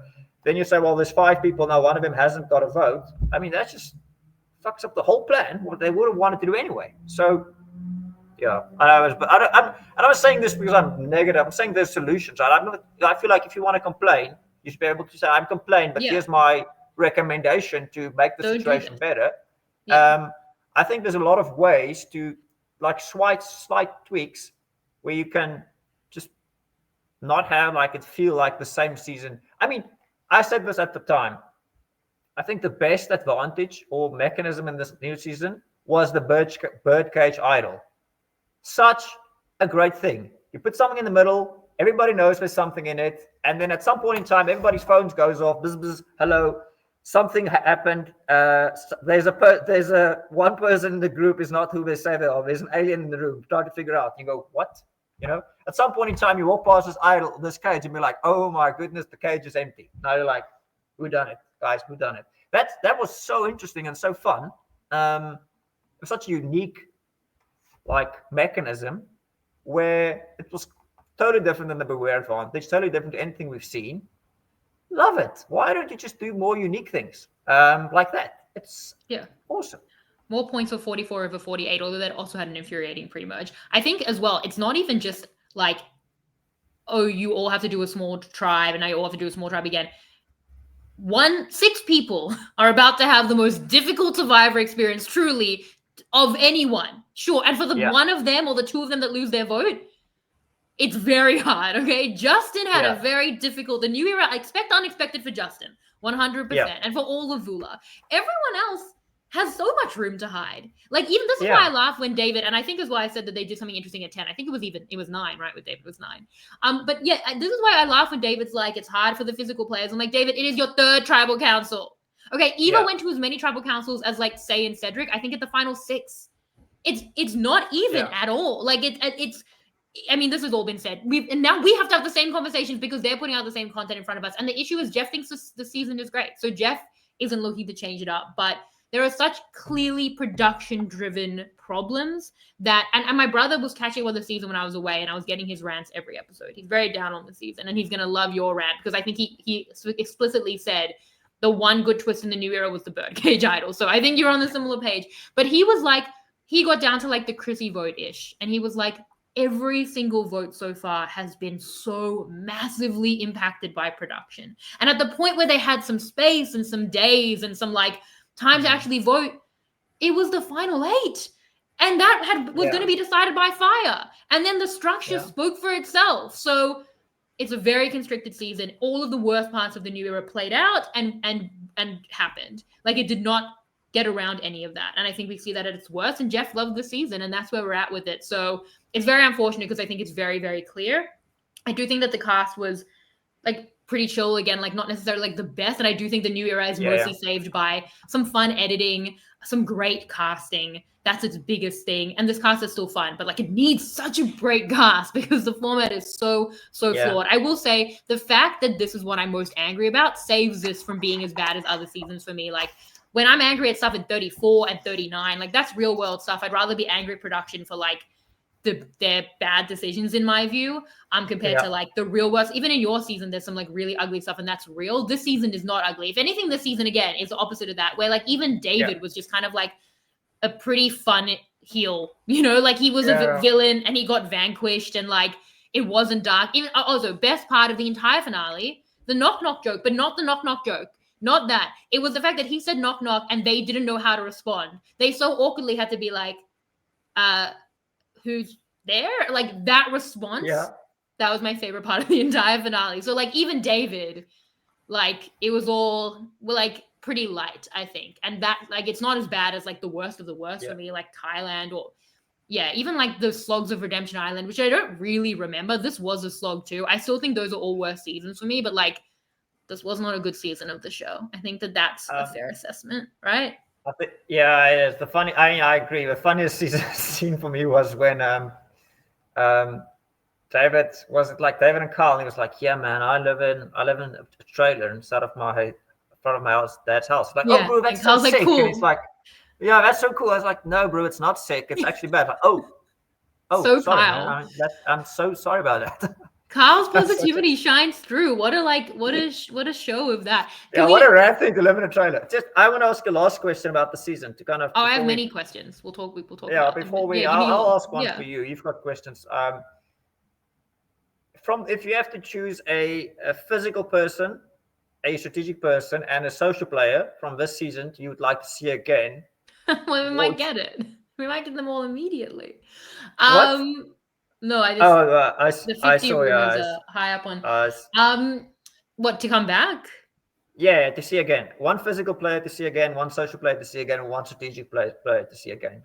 We might get all of those things. What, Carl social, Camilla strategic, Joe physical, if the rumors are true. No, yeah, kind of that. I like some of these like pre-merges. I loved Thomas. Okay, I chose him as my winner pick over Carl. Like, I'd love to kind of see a second chance, like a pre-merge, post-merge. They could do almost like pre-merge, pre-jury, post-jury theme of just the new era. Like, the casting is so good that they could literally do that. You're not copying out an answer. I'm going to keep my question again. But I've always said that would be like a really good 3-tribe format. Like first, I could do a pre-jury tribe of just the new era right now.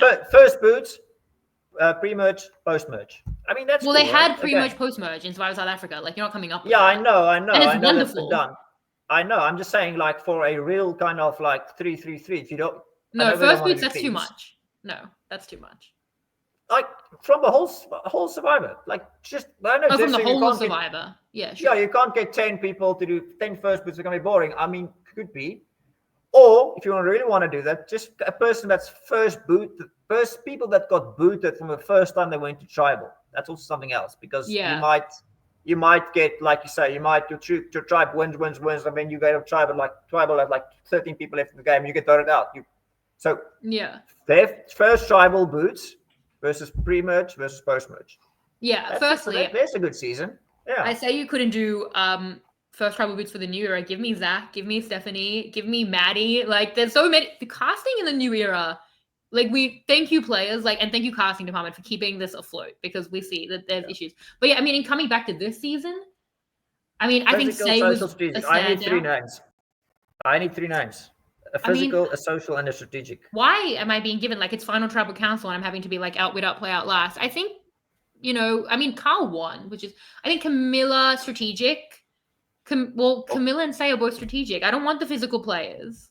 Thomas That's the strategic. question. Stephanie, she was on my draft team.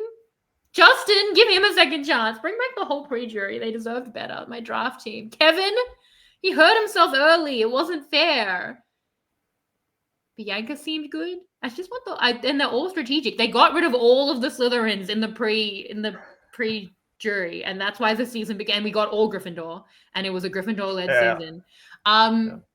Yeah, I mean, Joe, Camilla, Kyle. If that's what we're getting, I'm happy to break it up as such and make it that. Yeah. What about you? It's just cooking me too. It's your question. I know it's my question. I didn't expect to hear it back. What? I didn't expect you to be like, okay, It's like, you? Yeah. Don't ask it's like a first date. What do you do for a living? Oh, and what do you do? Oh, shit, I didn't think of that. That means our first date. No, I'm just saying, like, if I'm just thinking, I think Camilla would be good. I do agree, like, with Justin. I felt like he was he could, like, he had the pizza shirt, right? Was it him or was it? Yeah, it was him. I'm starting to realize it was like not just because they were my draft team. This was a bit of a tragic boot order. I'm really coming, like, not that I don't like the people at the end. Loved Star. I want Star back a lot. I don't know what category. I agree. I that's one of the things, like, because I don't know if there's like some online discourse that I missed, but I have like a massive question mark about Star, because I felt like every single time she spoke, it was like really funny. It was like really refreshing. She was such a unique personality, but somehow we saw so little of her. Where you take somebody like Sai, who's also a big personality, also a lot of bold claims, like how she doesn't like this. We saw like so much of her, which was, again, like bold statements, where I thought why we saw not as much of Star as we could have. Yeah, I agree. I felt it's almost like she got a little bit of a purple edit, except for times she did speak, it was like super captivating, which I'm like, I don't understand why. So there was, I don't know if something happened, or there was like something like behind the scenes that they're not telling us, or the editors had it was very weird for me that they didn't see more of her. Well, she just kind of gets like pagonged through this like mass group, so maybe they just think it wasn't story relevant. I mean, they clearly got that she was entertaining. Like, they gave her a rap segment. Like, they knew that she was good because I'm sure they'd heard her speak. It was interesting. I think maybe her gameplay was really chaotic because Mitch and Camilla come out really blaming the final 8 on her, that she would go back to Joe and Eva. She thought she was with Joe and Eva, and like, you don't want someone going back to Joe and Eva who at that point have idols and like so many advantages and stuff. Like, you don't want that. Although I do think, like, Mitch, what do you have to lose? Like, you have to trust in something. And the thing is, she's on Twitter disagreeing with that as well. But like, I will say about Star, they're saying that that she really thought she was with Joe and Eva. I'm like, that's so impressive from Joe and Eva, to be fair. But maybe it was just that her gameplay was chaotic. If she was a flip flopper, then keep her personality, keep those moments, and then show her flipping once or twice. I mean, what bad is it going to do to give us let us understand why they didn't respect her game or didn't trust her Team Alliance? But we could have seen more of her, because I felt like every single time she spoke, it was so hilarious. It was so captivating.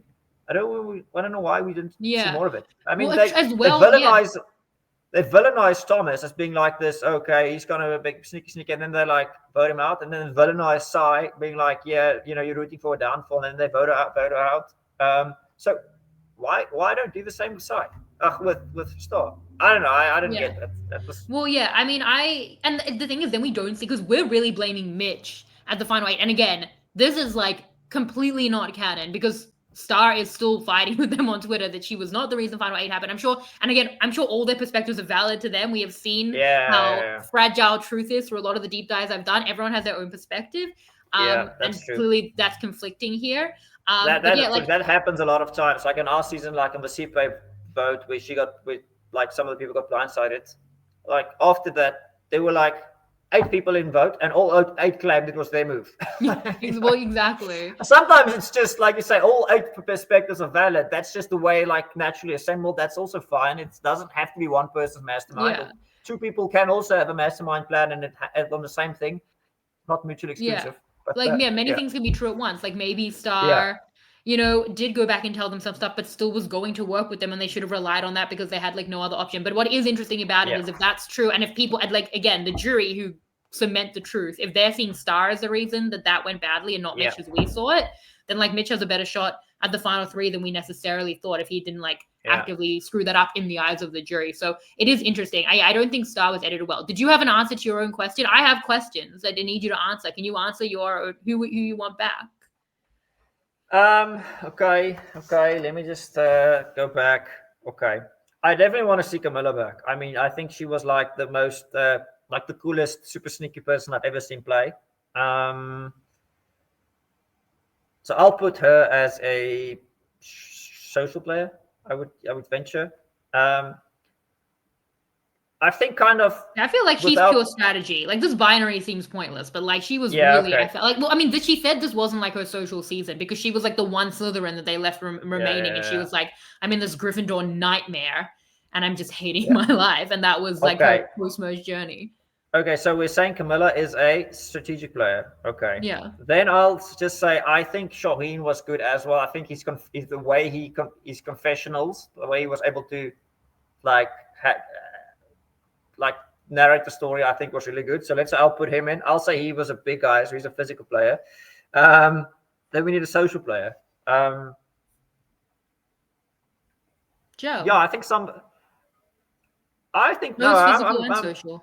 Yeah, but we've seen the story. I have a list of people. Yeah, we've seen the story exactly. I think somebody like Thomas, not necessarily. I mean, Thomas has a bit of like that like what Kurbis brought to our season, with kind of sassy, like I'm here to play, but I'm also funny, but I'm also being like I can be a bit condescending if I think I know and you don't know. And I think those people make like really great like people to play with deep into the season.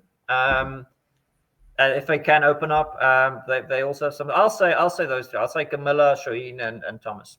Yeah. I mean, Thomas was too interesting and charismatic. He took my winner pick away from being Kyle, but it's fine. I'll get over it.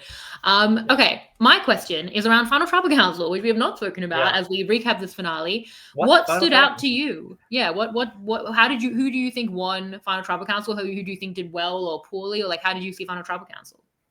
No, I think Kyle did the best. I felt like, I know Joe said like I'm not going to bash this person or whatever, and I respect that you can win by not being negative, but I felt like there could have been things that he owned up more. I think in our season, if I look back, like Rob was really good at articulating what he did, because in our season, from the jury's perspective, like Rob and Nicole was like a blur of who did what from our vantage point. Like we didn't see all the confessions. Watching it back, like it was clear like Rob did like a lot of brain work, and he called it the social. She got her hands bloody with the social things, but I felt like there was a blur on who's who in our season between Rob and Nicole, and I think this season potentially the same with Joe and Eva. Like where does the one stop and where did the other one's game begin? And I felt Rob did a very good job of kind of claiming some of the moves better than Nicole potentially did. She was actually doing the same thing. She was like, "Oh, I'm not going to be bad. I'm going to be like whatever." And he was like, "No, this is what I did." So I think he could have been a bit more like, and again, maybe he did, and we didn't see the edit, but the bit we saw was he's like, I'm not going to say anything bad about Eva or whatever. You can defend a move without insulting the person next to you. It's perfectly possible. So yeah, and then I felt like, yeah, Kyle and Camilla's reveal was just a bear. I mean, they couldn't beat it. And then potentially, I think Camilla, like I say, telling the jury beforehand, hey guys, this is what happened. I think like they came in knowing a lot more, because she gave it like the final piece of the puzzle, which other times you have to get it from the final three people when you don't even know that's the truth they're telling at that point in time. Where I think like, Camilla gave them like the ability to see the matrix before they went into vote. Yeah. I think she said, it was on an X interview, she was like, she wasn't trying to do that because she wanted to give it to him. I mean, we see in the Final Tribal Council that she's like propping him up. I mean, she at least does that, right? Yeah. And I do think he comes in running downhill, and that's why I want to credit it, because even if he had won it here, like good for him, and that's a very legitimate win. However, if it was dicey, I would have maybe been like, but there were better, surer paths. But I do think that he comes in running downhill, and that makes this a pretty good path for him. I think that especially on the rewatch, because the first time I'm watching, I have the perspective that I think Joe just needs to not screw it up, right? I'm like, just don't talk about integrity, don't say that word. And I think he comes in running downhill. That obviously wasn't it. And I don't think he did screw it up actively. It just became that he was so passive and so unheard of. I'm like, this is such a strange edit when I think it's like Carl v. Joe and no one is talking about it. And even like in his confessional before, he was saying things that I thought were really salient. Like, I didn't make moves just to make them. Like, I think that's fine. If you say, like, I made necessary moves, but not just for, as you said, like, shock and awe, I think that that's really fair. And I thought as well, his final statement was really good about being a caretaker, about, you know, how he's always taking care of other people, and, like, he worked in the story there, about how he was a big threat. That, again, like, if he's a goat, we take a little bit away from that, but it's like not being targeted as a threat, which I was at the time really impressed by, that I thought was really good. Yeah, like all of that. I don't think he stepped in hypocrisy. I just think as like he came in needing to do more. He needed to, now we know, hit Kyle on like any of the emotionality. If Kyle took Joe on any sense of just loving Joe, like hit him there. Make it seem like your move. I really think he needed to do that. But like I felt like it could have been a lot worse. I didn't realize he needed to be so much better. If anything, I kind of felt like while the jury were loving that Kyle is a lawyer and Eva has all these degrees and everything, like Joe's moment of being like, I'm just a fire captain, like firstly, incredibly noble profession. And I thought that was really refreshing. But maybe that's because I've seen so many new era seasons that are like, I'm actually, and I'm kind of, it's played out a little bit for me. Like, I think Joe being like, I'm just someone who saves lives, I thought that was really refreshing for me. Just two things. First, I saw something on Reddit where I actually quite agree. Like, it's actually slightly, as a person who comes from a family with a lot of people who work in education, I think it's like kind of slightly insulting saying, "Oh, I'm just a teacher." The same thing. Everyone's cover story is being just a teacher. Like, I mean, how insulting is that to people who work in education? Yeah, exactly. I mean, that's slightly insulting. I do agree with you. Yeah, so I think, you know, it's a shame on even people saying you're a teacher, but I mean, you have to study to be a teacher. It's just, I mean, South Africa, at least, you need a 4-year degree to be a teacher, and it's such a difficult job. You know, kids nowadays, it's like stories my family members tell me who work in education, and it's bizarre. I mean, just from when I was in school, I wasn't that long ago. The other thing I will say about the final tribal council, I'm like, again, I understand why production's doing this. I know it costs a lot of money to host a live show. I just feel like this final tribal council of the party, it's almost, I don't know what, there's like a better word than cringy.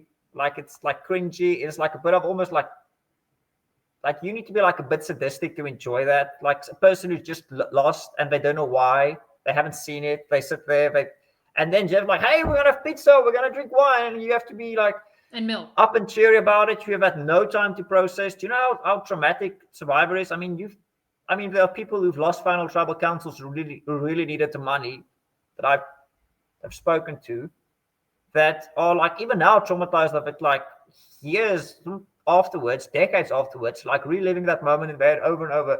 And you have to just sit there and put on a smile and eat pizza. And then even like Jeff's like, okay, Carl, we're gonna come to you, and it's like, I don't have words, Jeff, just give me a second to think. Like, okay, we'll come back to you, you know. And then they focus on things which they think are like relevant in the story, because like they didn't have like the full editing booth figured out yet. And then afterwards, like, well, that doesn't really, I mean, the way I drink milk, it's like, okay, it's funny, but is it like really, is it what I do? See a meme about how we drink milk when there's so many other things we could have discussed in that time. I think there's so many reasons. Like, I think the biggest reason, obviously, is the financial thing of, you know, flying everybody back to LA and doing a live show. And it costs money, it costs airtime, blah, blah, blah, blah. But this thing, it's so bad. Like, as a person who kind of doesn't watch reality TV because I don't enjoy it when other people like have like experienced weird emotions on live TV. It's not something that appeals to me at all. It's just sometimes even uncomfortable to watch. I don't know why they keep doing it. It's just bad. That's my 2 cents on the live after party, whatever you want to call it. The milk segment was funny. I saw Matt Lagori tweeted being like, in 41, it was like, we're not even going to say guys. And in 48, it's like, there's a masculine and feminine way of drinking milk. Like, how are we here? And also at the time I was drinking tea and my elbow was down and I was like, why is he right? What is this? But yeah, I mean, Yeah. the question is, because I know Miles tweeted being like, it's great that they get an after show. Like, we didn't get an after show. Would you like, because in Australian side there is no, like, they got rid of the reunion, which they had minimally before COVID, to then have nothing. Do you think that this is worse than nothing if there can't be like a reunion months later after it's aired? I mean, if you can't have nothing, then maybe that's better than nothing potentially. Again, I don't know what the financials. I don't know what it costs to hold the live one. I don't Then even you think told we me voted once. on it. Did we vote on a live? Did we? I don't even remember. It's been a long few months. I don't. I think we I did vote can't on vote. it. Did we vote on live reunion? Maybe we I did. can't vote because I think we did. I don't Yeah, want to I put on can't vote VPN. either. I just But try and like corral the votes. yeah, I'm like someone who doesn't have a vote, like every person in the new era, like Omer and like Murgatory, but I'm trying to like yeah, get everyone to where I want them to be. yeah.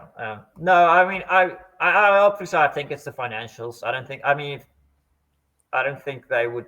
Yeah, I just it's just so cock to watch these people who sometimes thought they would win, or then like here my main ally didn't vote for me, and you have to sit there through it. Yeah, I think it's if Joe and Eva handled it, like not that handling it is bad. Like I've Yeah, seen, it's heartbreaking across the board. Like they seem to get through it well, and like it's a testament to them. But it's also so understandable when like the Charlies, the Owens are like sitting in yeah, like real shock. To be that, this must have been so shocking to Joe and Eva. Like Joe and Eva, yeah, who, yeah, Eva saying Joe's her biggest competitor at the Final Four. Like I found it yeah, shocking. So I mean, like well done to them. Like it's more than they should have had to do to be like, wait, what yeah, happened? Because we as well, me with like thousands of words of notes and interviews and days is like some of this is conflicting and difficult. So yeah, yeah. I mean, and that like I think speaks to their character. Again, it doesn't. I don't want to say that because it doesn't show bad character to be in a No, it really bad doesn't. I way. mean, Then if it's you, just I it's mean, if impressive that they did so well with it. yeah, exactly. I mean, everybody Um, has disappointment. That happens. It's normal in life. We get disappointment all the time. So, but not on it's TV, not on basically. TV, not Yeah. live, and then people being like, "Oh, why are you so?" Here's a gif of you crying on a live TV set. They're like, why is that funny? I mean, I don't know. Yeah. Maybe I don't have that sadistic Yeah. thing in me that I enjoy this, but some people do. Anyway, yeah, To be fair, Owen tweeted, I think Gable winning and was like, this is one of the worst moments of my life, but it's subjectively hilarious. So maybe with time and therapy, yeah, not right after. But yeah, I mean, I wanted to talk like Carl at Final Tropic House because I feel like I haven't spoken through Carl in this episode. Like I thought Carl in this episode, because he's about to get 3 Chizzy points, right? Let's speak. It wasn't just the read. Like I think here taking out Mitch is perfect. It might have been yeah, Camilla, and it still would have been an okay situation if he feels he can like beat Mitch at fire. yeah, So that becomes the pathway. Going up against Camilla in fire at worst, which it seemed like if Joe and Eva win is what's going to happen, seems fine. So 5 sets him up really well, and then at 4, the move of keeping Joe and undermining him really lent in. I think the only other thing to do, I wouldn't put himself into fire because I just kind of hate that and I don't know that it was necessary. I think he could have put Joe into fire to definitely beat Camilla and still and I think still like had a good win there. But I think that undermining Joe by taking him through was so emblematic of his game and this like extreme thing he was leaning into on undermining Joe that yeah, was interesting. I think that Eva and Camilla was fine because we still don't really know how Carl and Camilla goes. They love Camilla. I'm not taking that away. I just think they would have been competing for really similar, mostly Siva and Shaheen votes, and it could go either way, and they both probably speak to it really well. But like, if Eva can get that done, that's like best case scenario, and he can undermine Joe. I think like always he was able to have his cake and eat it too, and I think that was fine and really like lent into the strategy.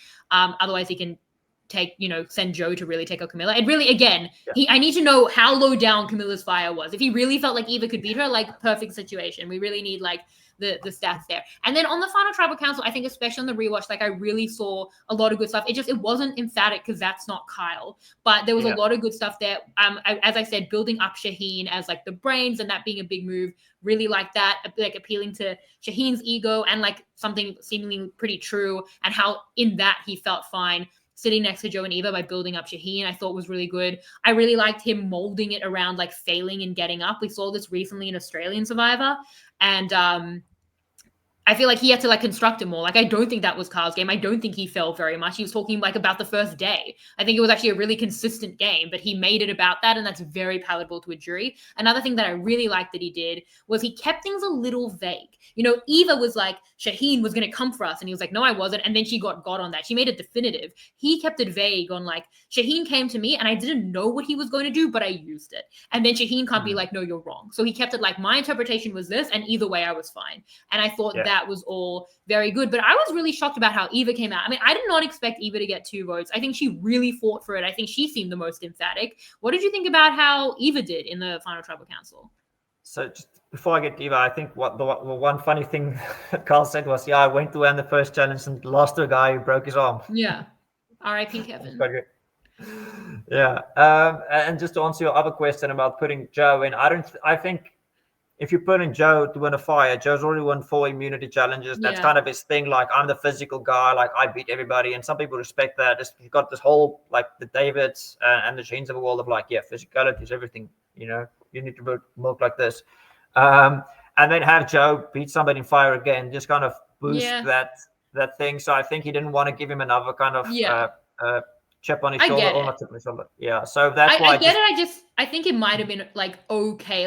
Like David's like, my question is physical, and then like doesn't vote for Joe, who won 4 challenges anyway. Like, he would have had an extra thing, but he had so much, and that wasn't enough. Maybe the last thing that David saw was Joe beating him in 5. But like, that's my man Joe. No, I get why he didn't do it. Yeah.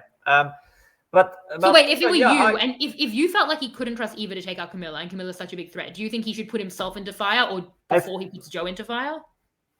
I mean, this is just again me. I always, if I ever do play Survivor anything, I'd say play to win, not to lose. Right. So if I know I'm gonna win 100%, or if I know I'm like without reasonable doubt, if 2 other people make fire, then I just let them do it. But if I think like I need to do this to win, I would do it. And I think if I know my fire making skill is 7 out of 10 and now hers is 2, I would just do it. We need the stats. Exactly. It's like a low risk, high reward situation. He did say, he's like, I do feel pretty good about it. So it feels like there was low risk all around. Like, again, what are the stats? Like, if Camilla's a 2 and Eva's a 6, I think that's fine. And if he's a 7 and Joe's an 8, then like, okay, fine, do Eva. And then if Eva's like a 4, maybe do you.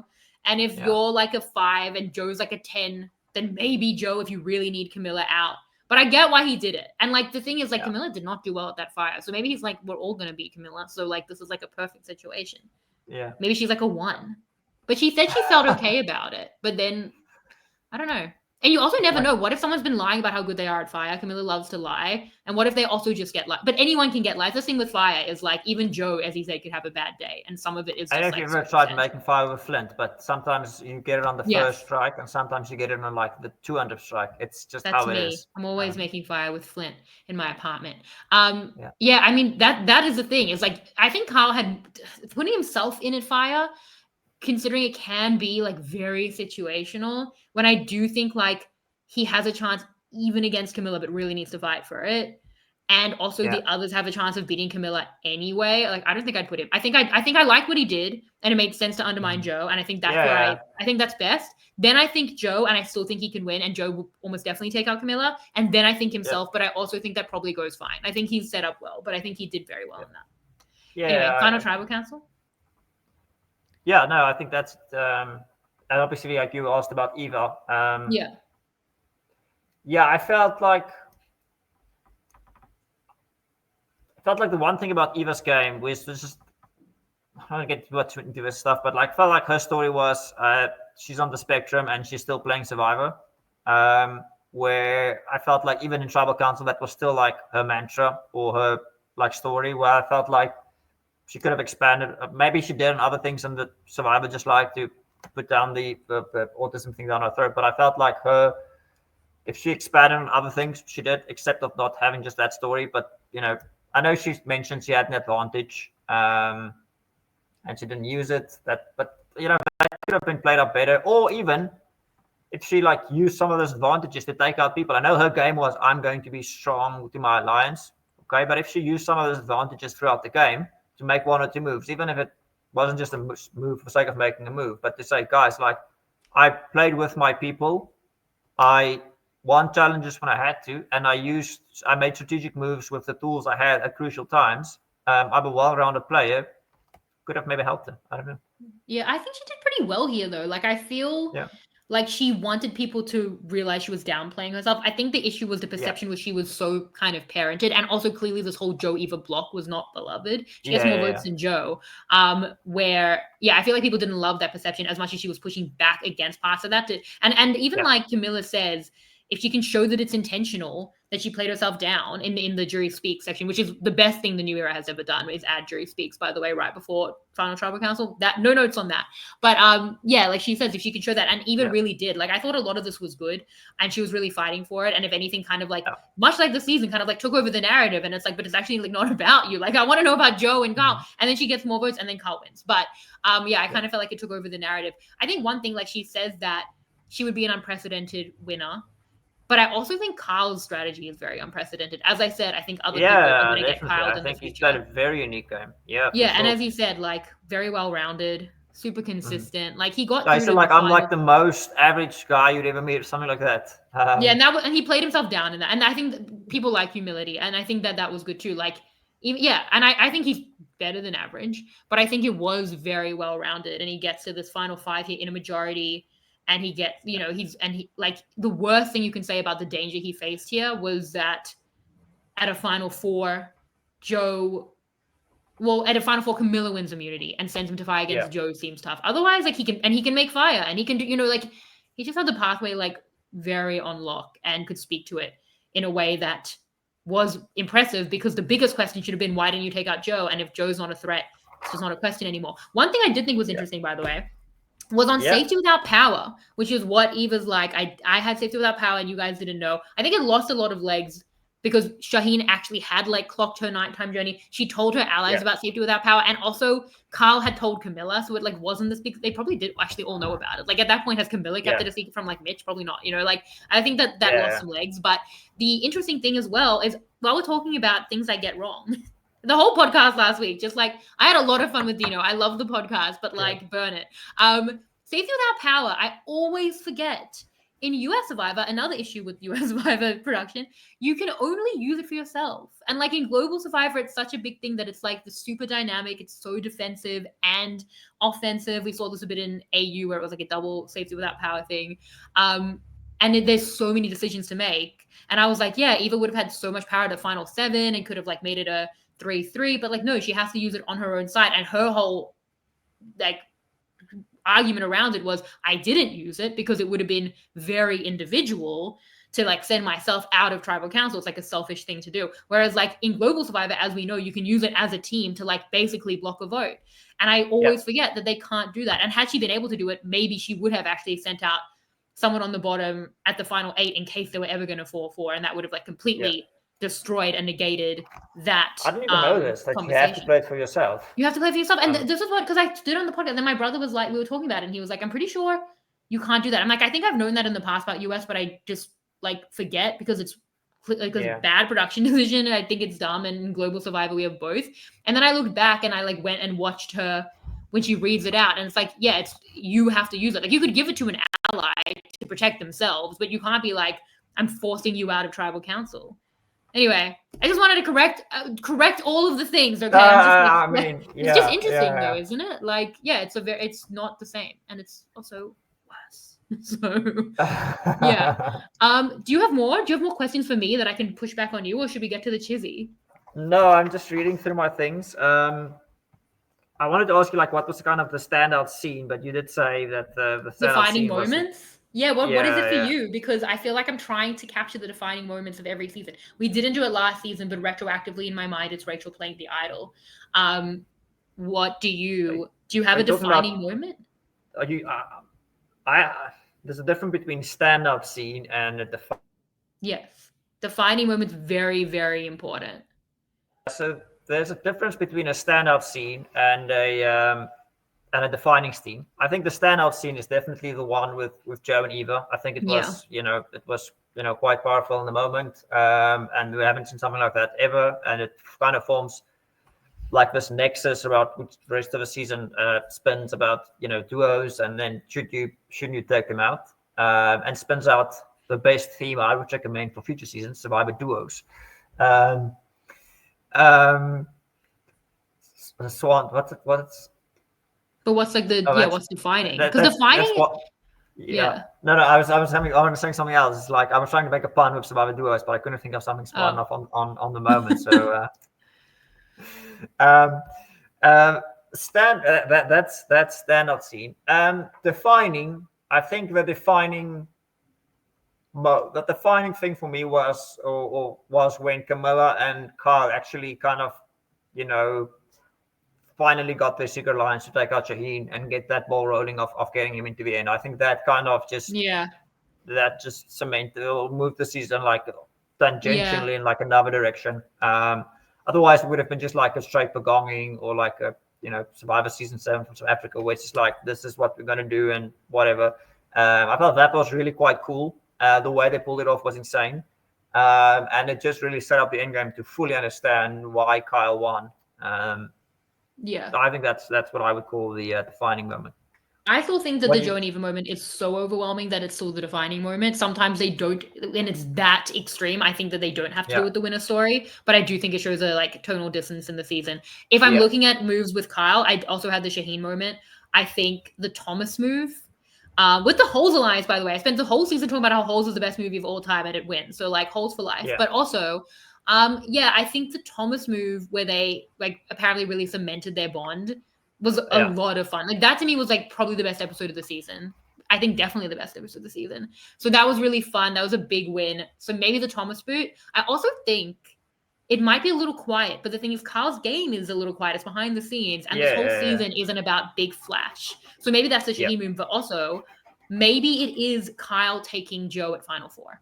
Like maybe this decision that we're talking about, like him winning that challenge, and then Yeah, as the winner having that decision to undermine Joe again, because it's not Final Tribal Council because it wasn't big enough, but I think that is yeah, like this is Kyle's game. It has to do with Kyle and Joe, which I think is very important, and so do the Shaheen move and so do the Thomas move. But like yeah, Kyle getting one over on Joe or Kyle bringing Joe through, I do think that that's it. And I mean, if you look at Fire, and like to be fair, Fire had him winning the challenge where, again, if he's against Joe and Fire, maybe that's the one way that like Kyle doesn't win this. So, or I guess if he's against Camilla, but how was that going? If Camilla wins Fire, but anyway, seems like she wouldn't have. So it feels like Joe, like he has to win the challenge. Well, he does. Or Joe and Eva win the challenge, he's also fine. But like so that whole sequence is him beating Joe in the challenge, choosing Joe to go with him to Fire, then Eva having to experience the difficulties with her autism, and beating Camilla, who's like this big threat to win. So that's not a moment. That's like this whole finale. And I don't really yeah, think the finale was good enough to define the season, but maybe it is Fire. Like the whole idea of Fire, him taking Joe to send Eva there to take out Camilla, like does encompass so many different parts of all four of these very big characters in the show. So yeah. maybe it's just Fire in general. Yeah, no, I don't disagree with what you're saying. And I do think like, but again, this is like back on Bob Thomas, but there were just 5 people in that tribe again, and then Thomas got duped with by Joe, Camilla, and Kyle. But yeah, that's just again my all the more reason why we need to start with 2 tribes of 10. So you don't have one tribe getting decimated, because that's how this new format works. You lose your flint, you don't have any resources, and then you just get decimated. I mean, if you lose the first tribal council, it's very high likelihood you lose the following ones. Yeah, but I did feel like there was a part in the middle. So I'm just going back now. I felt like when Cedric was it Cedric Sai and Cedric Sai and Mitch? No, Cedric Sai and Yeah, Mitch and Mary. Chrissy, and Yeah, no, no. it could have been anything. Sai, There's Sai so many Cedric, premeditated. and Mary, when they got out of it, that when they were like the final 3 ruler members, I thought, hey, I said they're all 3 going to make they're all 3 going to make the merge, or want to call it budget or whatever. Because I've said this so many times, if you get through that kind of learning how to survive a tribal, you've done it 3 times, and you get into the mid game, you are so much more adept at playing the game that you will definitely survive that part. If it's equal, those 3 people will always be more able to get to the end. Yeah. That's why we saw, like, Thomas getting knocked out first. Same with Charity, same Bianca. But that's not defining, because No, Vula I'm not ended up I'm just being saying like, it's just a yeah. comment about Well, if the anything, like mid-season. one of the most unfortunate narrative parts of the season was like the whole first half was about Vula, and then Mary like survives a little bit, but they just don't Yeah, go on. And like to have that run. And I think as well, like what I enjoyed about 45 was that it was like a Luvu, Bello, Reba, like it was a tale in three parts, but it actually worked. And I really love that whole cast. Um, yeah, and I think that that narrative kind of works, like it gets passed on. Whereas I feel like this was like yeah, Vula and we were all in that. And then that was like immediately unimportant. Like Say and Cedric go in the worst possible way away from each other. We lose all of those plot lines that we never see out on Say yeah. and Mary and Cedric and Say and all of that, and it's done. And now we like start this kind of new season and like we have to start the narrative again. So that was, yeah, very, very unfortunate. So yeah. But like all those moments were all definitely big moments, but that wouldn't define the season. I feel like No, it that's wouldn't. it. Yeah, the flash of the pre-merge, even the annoying flash, does not define this Okay, this final question for season. me before we do with Yeah, Chizzy. yeah. I need you to score the pre-merge out of 10, score Oh, the post-merge out of 10, and then score the season out of 10. So oh my not god. rank it Well, against other seasons, just like a point out of 10.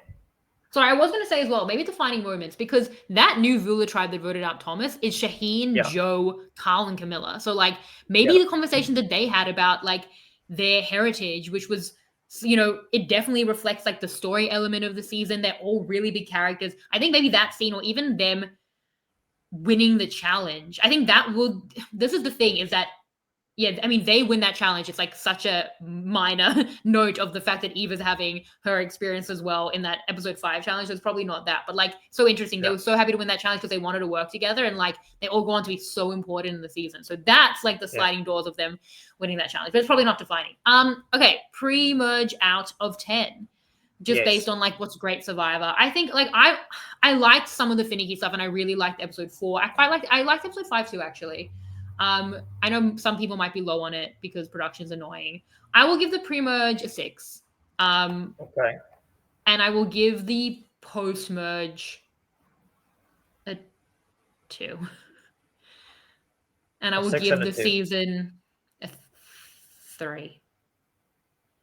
But I like Kyle's win, and I like Kyle, and I like a lot of these people, and I feel Yeah. mean. 3 or 4. It's not great But, Survivor. It wasn't I wonderful. Yeah, mean, here we sit talking about it for 2 hours, so you know we have fun. yeah, What about I you? know it. I'm gonna put it back on you. Um, I think pretty much this is what I hate about the new era because it sucks if one we had it I think last time where there were like 3 different tribes going in succession. Like tribe A, B, and C went like the first 3 votes. Was it last season or the season before that? Oh, Um, yeah, it last was season one. I think. Yeah, I think that was Yeah, quite yeah, it interesting for me was. because Yeah, then you yeah. got like from a you get like a 3-dimensional picture of the season and all the players. Where now if it's like one tribe that just gets decimated, it's so it's poor design. So I although I think this season was good, I still think the design kind of draws it back. So I'd give the preseason a 5 for that reason because I feel like you just see it's only like kind of after episode 4 that you actually start getting to know all the people at the party. You could it's like you have a Yeah. party and then it's The yeah people who are going to make up the end game and be like the winner contenders and who are like so yeah important and who will be there actually in the last like couple of yeah episodes. yeah. And again, I think it's I don't know if you've ever been to like you go to your grandparents' house, your grandma's house, and like she's got this like bowl of sweets, which she's like, "Oh, you guys like our sweets." And when you go and you're like, "Hey, grandma, can I have a sweets?" You know, and there's like this big thing about she wants to always give you the sweets, and you always ask about the sweets because you think it's important to her, and she thinks it's important to you, and nobody really knows who started it way back in the days of yore So about the specific. sweets in your grandma's house, but it's just now a Okay. thing that's All there. right. It's like the same thing with this like small tribe. There's like a reason and they like production or this or that. But now we're like stuck with it and we keep doing it. We don't know why, but that's like what we have to do now. That's Yeah, how they didn't even let us vote on it. We did not I vote don't on even, that. We didn't vote on yeah. anything, but like they didn't let the others vote on it. Yeah, like you want to start with 3 types of 6 or 2 types of 10. I would just like 2 types of 10 every time, just for understanding, like getting an understanding of the players. Anyway, that's Well, why I give the AU preseason is a 2 5. tribes of 12, and I love the structure of AU. I've always said, like, I've been saying recently that Yeah, AU has like such a fun structure for me. If they can really like dampen the non-elims, then like these two big tribes, and then they swap. It's so fun, but the edit of AU is terrible. Like if you were to merge the US Survivor edit, and like we have had good casts, but like I really do like the US Survivor casting with the structure of AU, like perfect. And then you get Survivor South Africa. Like that's what, anyway, you were saying. Yeah, so I'd give the preseason a 5. I'd give the postseason, I wouldn't give them a 2 like you. I would say the like Shaheen move, like was kind of like, you know, when Camilla and Carl got like their super sneaky gloves on. I really like that. So I'd give it like a 4, and I'd give the season overall 4.5. Okay. So you go 6-3. I go 5 for 4.5. Yeah. Like the Shaheen move was like, yeah. The David move, I gave him 2 points for some of that. Yeah. It was. Look, we're here 2 hours in, all right. So we want to talk about it. It wasn't its best showing. It could be better, and we hope in the future it will be. Let's talk about the Chizzy. Just the final thing. There's the Einstein quote, which is saying stupidity is doing the same thing over and over and expecting different results. So they love these results. Jeff loved this season. If we do the same thing over and over, we're going to get the same results. So they want these results. They loved it. To be fair, can I just say as well? We've complained. I know. 45, 46, and 47 were wonderful seasons. Like, really good Survivor. Mostly because of the cast, right? Yeah. So, yeah. Not because of production. Again, like, in spite, probably. But it's had a lot of great Survivor. Anyway, I went to Europe. It's fine. And I cursed the season. I said, don't do anything interesting while I'm gone. And they were like, bet. All right. Take it away, Jacob Sega Weinstein and MC Color. 1, 2, 3. 1, 1, 1, 3, 1, 1, 3, 1, 1, 3. It's getting kind of chizzy. 3, 2, 1. Last Chizzy of the season. I have here from Survivor Fact Checker. I just took a screenshot of this because we did 4 Chizzies last week. So I don't think Randy's fully caught up, and like so incredibly fair. It was insane that we did this. And I wanted, and I am glad that I'm like, look, the question was, is Carla an idiot or a genius? And I knew that Chizzy would decide it. I knew that the result of that would decide the Chizzy, and I thought that felt right. Assuming that that's what happens, like you could. No, you can't screw it up, actually. Definitely, it will be okay. But I mean, last time there was some serious shenanigans with the Chizzy being manipulated and all of that. We won't talk too much about it, but it has happened. It didn't happen. No, it didn't. You're complaining about production intervening. There was some production intervening on Shannon's part last season. Do as I say, not as I do. I've always said the Chizzy is an imperfect structure, like an imperfect format. This is the thing. It's like, just know your own faults. Don't change them, right? I made a few changes to the Chizzy, but I never said it was How many times has the non-winner won the Chizzy? Probably like half the time. Ratio? Half a time. So the Survivor Fact Checker has the stats on this. It does happen in the new era. The winner of the season rarely wins the Chizzy. It was Ricard, it was Omar, it was Jesse, it was Carson, it was Dee and Drew tied. So Dee was the first who tied. Have we had an outright? So, and then was Charlie, and then Rachel tied. We've never had an outright winner of the season win the Chizzy. That might be about to change. So that's the inverse. So the further the winner wins the Chizzy, the worse the season is. That's what you're saying. Maybe. That's the formula. Well, here, it was really between Carl and Joe, so the Chizzy reflected that. I think in international, the winners do win a lot. Okay, well, my 3 points are going to Carl because he was right and I was wrong. He thought he played this episode well. I thought Final 4 was good. Final 5 he had on lock. The only way this goes badly for him, is if Camilla wins immunity and sends him to fight against Joe, and even then maybe he wins. Anything's possible. So, and then he has to be against Camilla and that stuff. But he could still win that. Like, options abounded and it was perfectly executed. So 3 to Carl. And I thought, again, good stuff at Final Tribal Council as well. I wanted more oomph when I first watched, but I was seeing, again, Final Tribal Council was much like Carl's game. It was like, it was there, but it was just a bit quiet. Then I'm asking for the oomph because I like oomph. And he's like, no, I'm doing it quiet, and that's what's working. And I'm like, what do I know? I'm so stupid, Carl. And that's the back and forth. Carl, I can only apologize. All right, you did it. I'm so dumb. That's Carl. 2 points to Camilla, who had a way better chance in the jury than I thought. who's probably a couple of challenges away from winning the game. Like she pulls off the first one. She's in trouble, to be fair, but like pulls off the first one. If she wins that second one, sends Joe against Carl, like this probably is her game. And I have to credit that. And then I'm giving 1 point to Eva because I feel like she and Joe weren't reading the game right? Like, I won't throw stones at that glass house. However, had they known, I feel like there were opportunities here to target Carl at 5. But she fought really well at Final Tribal Council. I just feel like she continued to miss opportunities because she read the jury wrong. I didn't want to give it to Joe because I felt like, all the credit I've given him, if anything, too many Chizzy points through credit that was not there. So I couldn't give it to him. And then Mitch as well, even though I do think that Mitch had a better chance than we thought with the jury. And I do want to talk about that. Well, I have spoken about that and I just want to credit that. It was just so hard at 5 watching him not fight. Maybe he did and we didn't see it. But like I needed him to really fight. And even the fact, and this actually speaks to the season as well, that like none of the reward choices mattered because the structure was so mutually beneficial and just like laid out. Like even like Camilla takes Eva and it's completely fine. Like she's not making a mistake because like what Mitch should be doing is using opportunity to like go to Joe. Like if I was Camilla, I'd take Mitch, be like, don't let Mitch get in their ear. It's like Mitch isn't going to, So like I needed Mitch to really like use that opportunity and fight. And he didn't. So I think the 3-2-1 almost speaks for itself. But what points are you giving? For first one, Shannon, I want to give you another -1 for your poor performance this season. I need 9 is 10. I'm just reading this. It says this week's guest, that guy Dino. So I know it's a screenshot. Where? But, yeah. This week's. Yeah. Yes. Oh no, that's fine because that was from last week. I know it's from last week, but it doesn't look good on the podcast. Well, what am I saying? That's not on me. No, I've done a lot wrong, but this graphic is the best I can do. This is fine. Come at me for my many other issues. I don't know. I'm just saying it's like somebody's gonna read it like, wow, is it Jacques? Is it Dino? The administration here is awful.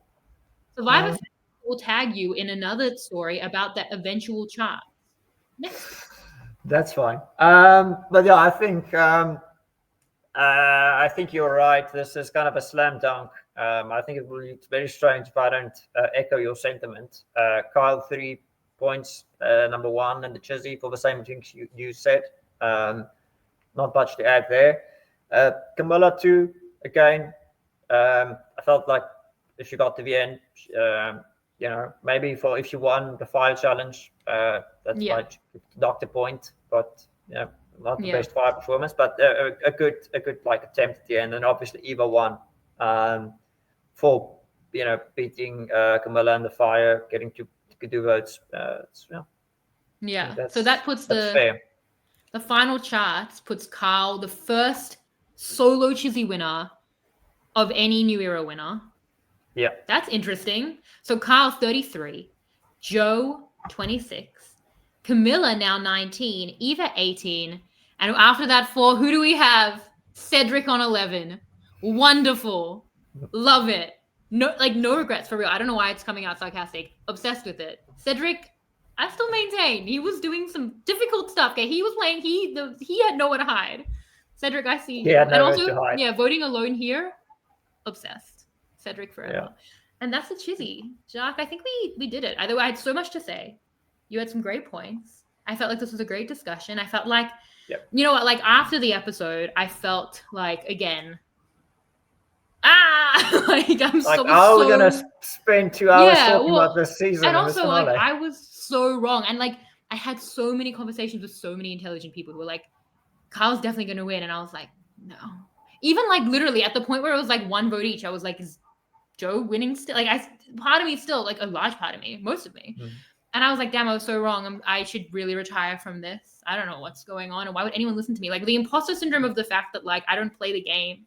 And I don't know what I'm talking about. Those 2 things combined. But I'm like, you know what? I feel like once I then do another podcast where I can't possibly be wrong because the season is finished and we talk it out and we get some clarity around pretty much everything other than the fact of like the conflicting narrative we were given and that might just exist in like how murky humanity is. And people might say one thing and do another thing, say Joe's a big threat, but then not actually really want to vote for Joe. The murkiness of, the human brain. I thought like once we get it out and we talk it through, I'll feel better. And you know what? I do. I feel it was good. It's fine. Sometimes I'm wrong. I'm not spoiled on the season. That's cathartic experience. Yeah. exactly. Yeah. Thank you so much. So should we sync up our Wordle words, or should we just, if it No, happens I'm again, gonna we keep mention try. it? Just a last You're gonna keep question. track. Yeah. Okay. Thoughts on season 49 and the season 50 spoilers? If it's Mm, or rumors, I would rather say. rumors. Yeah. Yeah. Well, we're gonna find out in a few days. I was really Yeah, glad that they didn't announce the cast the day of the finale, which is what they were yeah, teasing with that amazing troll on the Instagram page. Really glad they didn't do that. Even this season, deserved better than having their entire finale, an interesting finale, as we've discussed for over 2 hours, yeah. completely overshadowed by the 50 cast. Now, so I'm glad they're doing that next week. We should have some content coming up for that as well. I know that there is Sam. I just saw it on the YouTube. Like they're releasing the patron podcast we did from last July, where we did a draft of who we thought would be on 50. So Okay. I think that's available now. Yeah, I mean, in terms of 49, they're gonna do the same thing again. And in terms of 50, the cast seems, not to be too negative, but the cast seems like it's all over the place. Like, I don't know. I don't want to speak on rumors, but from what I've seen, it just feels like they had 100 different visions and then they kind of achieved none of them. They needed to like pick a lane, and like any lane would have been fine, but they picked like 15 lanes, and now cars are crashing. Too many lanes. I don't know if you've ever worked in marketing in a business, but they say if you want to rebrand your company and you need to choose a new logo and a color scheme, you need to get one person, like one marketing firm, to go and do it, and then they're going to come back and say your new branding is neon green or bright pink, and you should just roll with it. Because if you sit in a boardroom and you have every single person give her input on what the branding should be, you either end up with black and white or gray.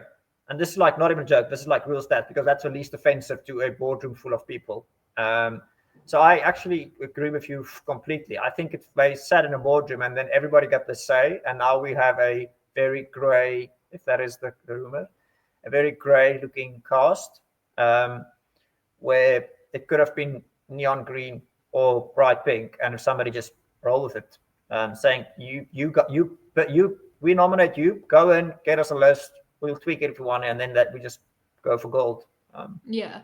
Well, if it's going to be the new era format, like at least part of the new era format, some of these old schoolers are going to be so confused. Again, we sat in the pre-merge being like, what happens if this and this? And I am back to everyone go up and vote, and that's the most simple way. But they're not even doing it in the most simple way. Like they're keeping it really complicated. And I also know, I'm like, I need to know how I feel about the revote rules, because I know this stuff will keep coming up, because that's the format of the new era. But it's going to be happening with people who haven't played in decades, and they're going to be like, what is safety without power?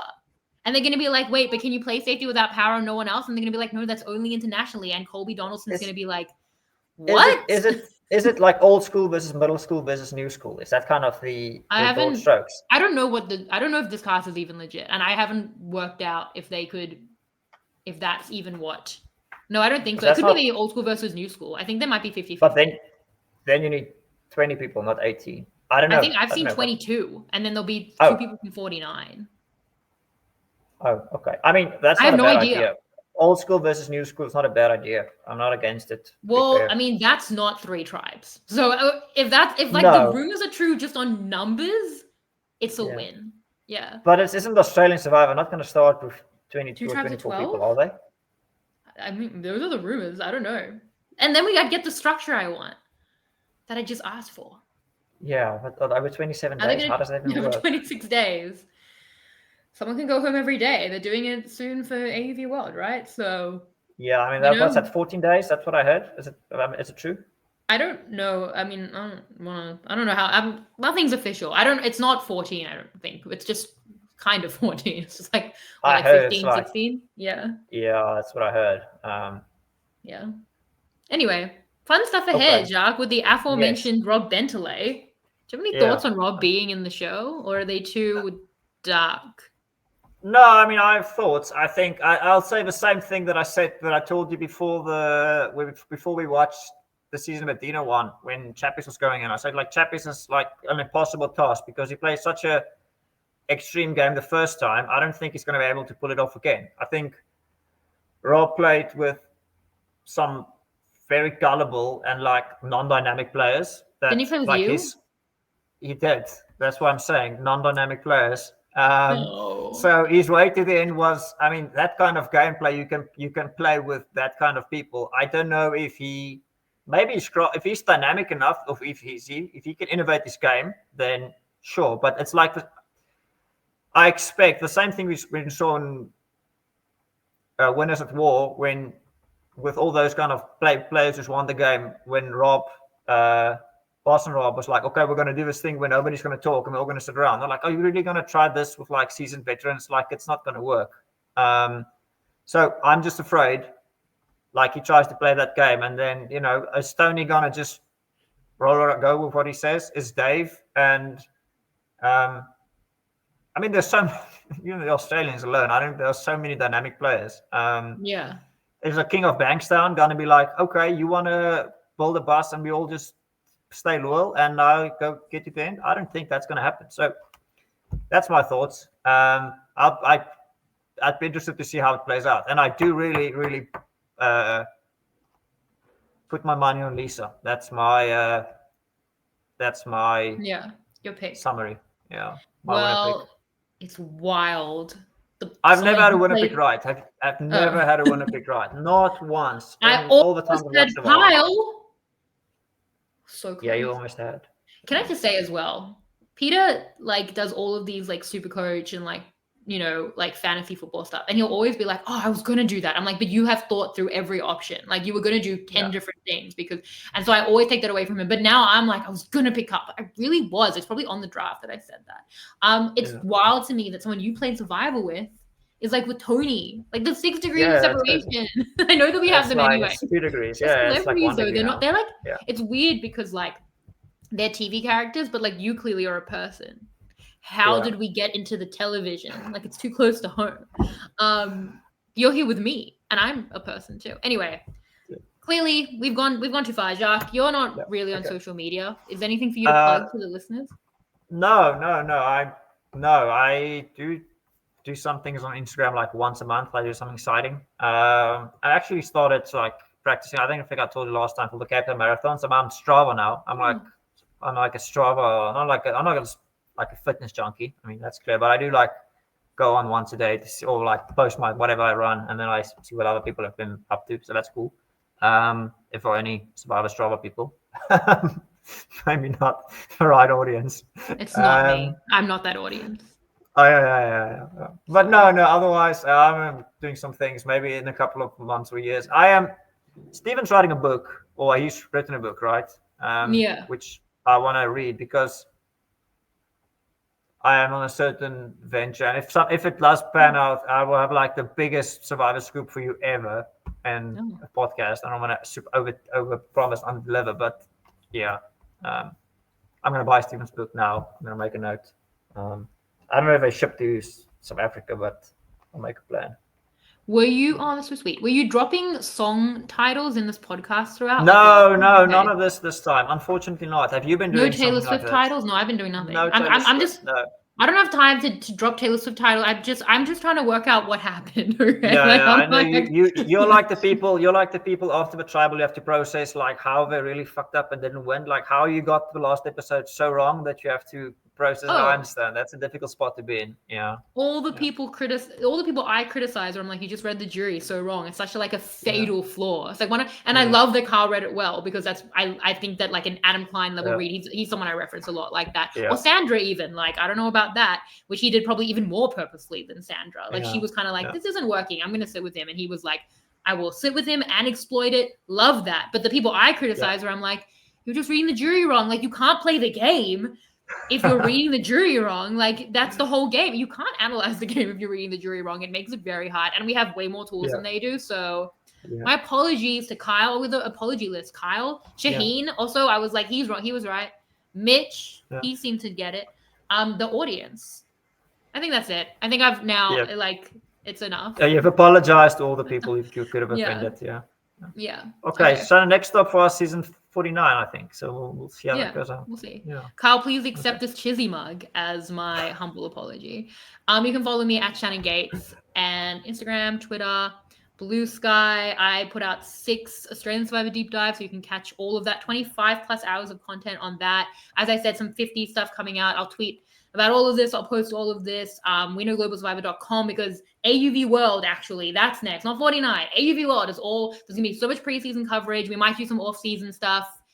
We're going to have fun. So don't miss any of that. But thank you all. Again, I apologize. Thank you, Jacques, as well. Thank you to our team behind the scenes. And I will see you all next time. Bye. Bye. This is RHAP. We know reality TV.